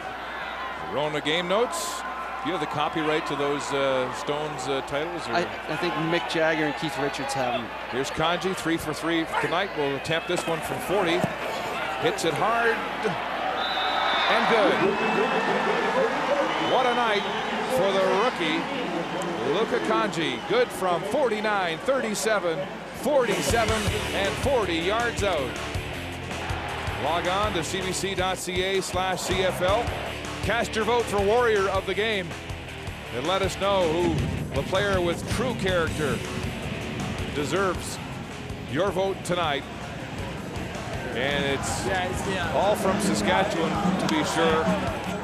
And I'm voting for Kenton Keith. I don't have a vote, but if I did, I'd vote for Kenton Keith. You really went out on a limb on that. I went out on a limb. It was a risky. But you know what? Rocky Butler's played well. Defensive line. Yeah. Fred Perry. Interception. Eddie Davis. A fumble return for a touchdown. Look at this. Dominguez has got the shoulder pads off. They're just savoring the final few minutes of this football game. Let's listen in. That's Madden number. That's John Madden. And then they called that one back over here. I'm pretty cool with that. Hey, we got to play them again next week. Run it back. It's a grudge match. What kind of field they got? Field turn? They're already talking about the rematch in Hamilton, and Kenton wants to know what kind of turf they have at Ivor Wynn. Yeah. And the Ticats, yeah, I mean, yeah, the posture says it all, right? Yeah. Well, at least James Cotton can smile. But the rematch will come next Saturday from Ivor Wynn. We'll have that for you on the CFL on CBC. Here's Willie Quinney now, backpedaling to the 12-yard line. Quinney nearly loses his balance. What a deke there. And then Dustin Chernosky, the leading special teams tackler for Saskatchewan, brings him down after a return of 14 yards. There he is, the sophomore out of UBC. Had a great year on special teams. Back comes the number 3 quarterback for Hamilton, Richie Williams. He looked very good last series. A couple completions to that nice deep ball to Peterson that was dropped. So see if he can come out and throw another series together. Ticats in 10 games this year have 6 rushing touchdowns and 6 passing touchdowns for a total of 12 TDs in 10 games. Williams now rolling the pocket to the wide side. Here comes Kitwana Jones. He lays a lick, but the ball is complete to Brock Ralph, who was settled over on the sidelines. A gain of 8 on the play.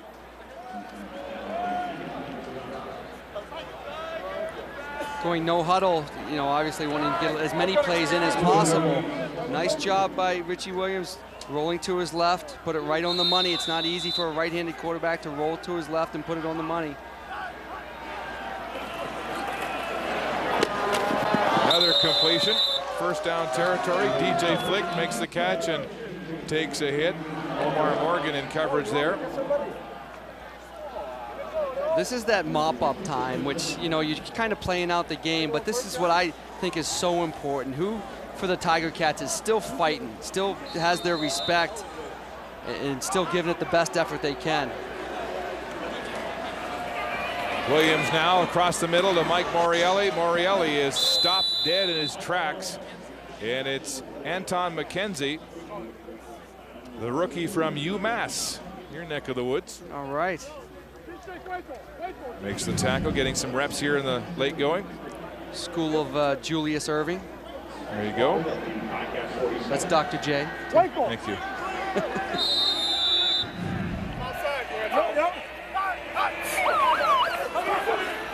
Williams now with time across the middle again to Morielli to pad his stats on a woeful night for this Hamilton offense.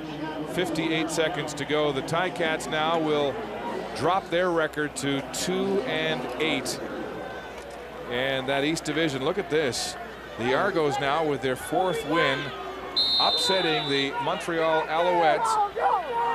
at home tonight. A 31-6 victory over the Owls. How about that? And so with the loss, Hamilton dropping to 2-8 and now 2 games behind the Argos, who have a game in hand. That Argo team that defense especially is coming together, and they're back to being that dangerous Grey Cup contender. And how about the Owls? 2 losses in a row after their unbeaten streak was snapped by Calgary last week. Miscue there by Williams and his receiving corps. Intended for Ian Fleming, the second-year man out of Queens. Big target at 6'3", and they've got high hopes for him down the road in Hamilton.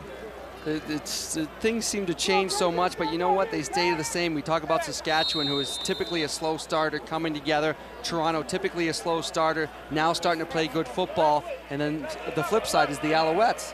Yeah, Fast starter. Coming back to the crowd. Argos within 1 win of second-place Winnipeg. There's a fumbled snap, and Williams dropped to get that. There's a flag on the play with 38 seconds on the clock, and fans heading home from Mosaic Stadium, happy tonight. And you know, that's the other reality in a small market like Regina. They had a small crowd tonight. They were expecting around 22,000. The bottom line here is it's a gate-driven league, and especially here in Regina. And when the team started losing, the fans started to sour, and that hurts this team at the bottom line. They need about 25,000 to break even. And I think they'll be back. Well, Labor Day's already sold out. Yeah, you know that game's going to sell out every year. But, I mean, the effort tonight, I mean, who wouldn't want to watch this football team play tonight? I mean, they played through being devastated at quarterback with a couple injuries, and even their third-string guy getting hurt a little bit.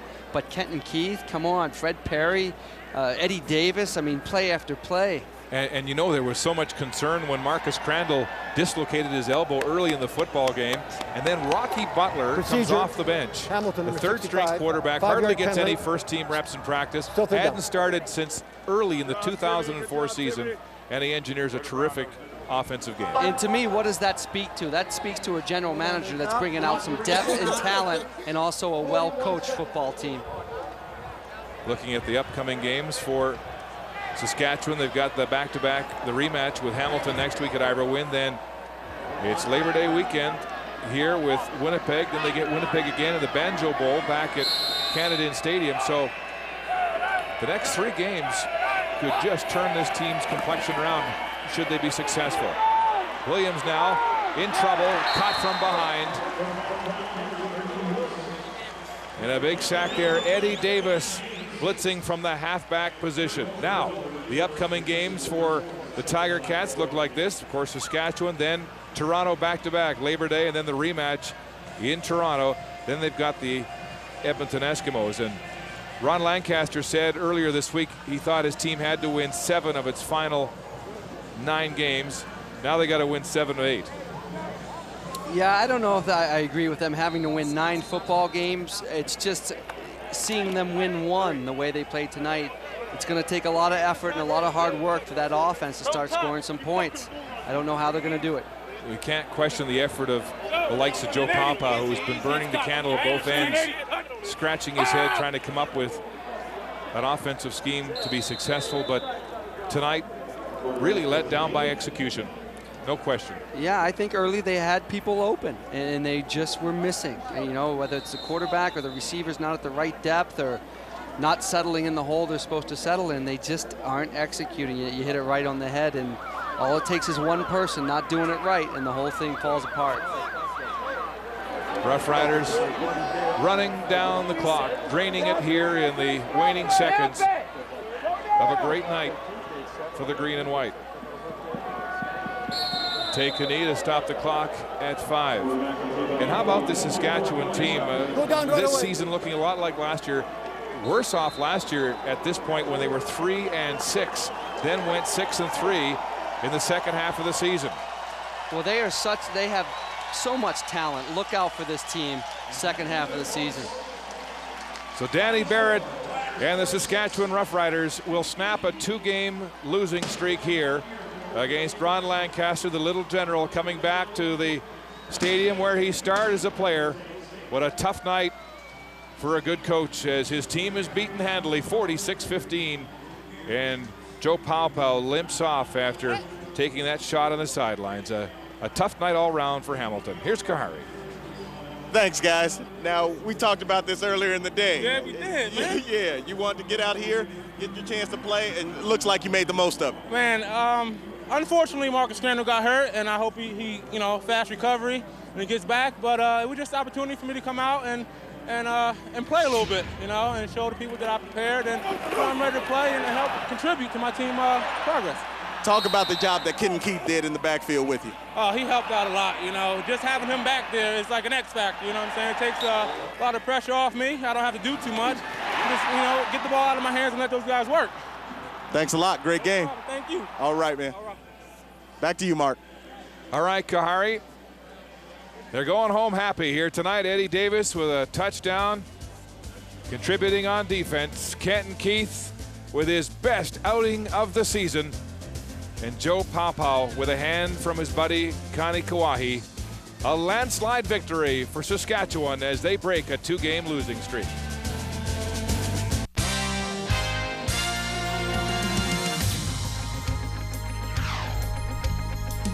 The CFL on CBC. Brought to you by Rogers Wireless. Rogers brings you the latest MP3 phones.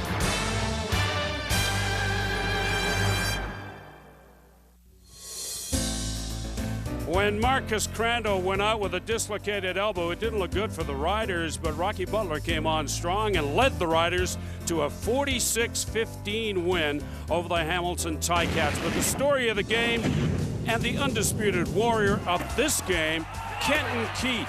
13 carries for 148 yards and 1 touchdown, 2 catches for an additional 101 yards and 1 touchdown. Kenton Keith was a force to be reckoned with in this one tonight for the Riders. And he is our warrior of the game in the Riders' 46-15 win over the Hamilton Ticats. Luka Kanji also chipped in. He was 4 for 4 in the field goal department. Saskatchewan all the way, 46-15.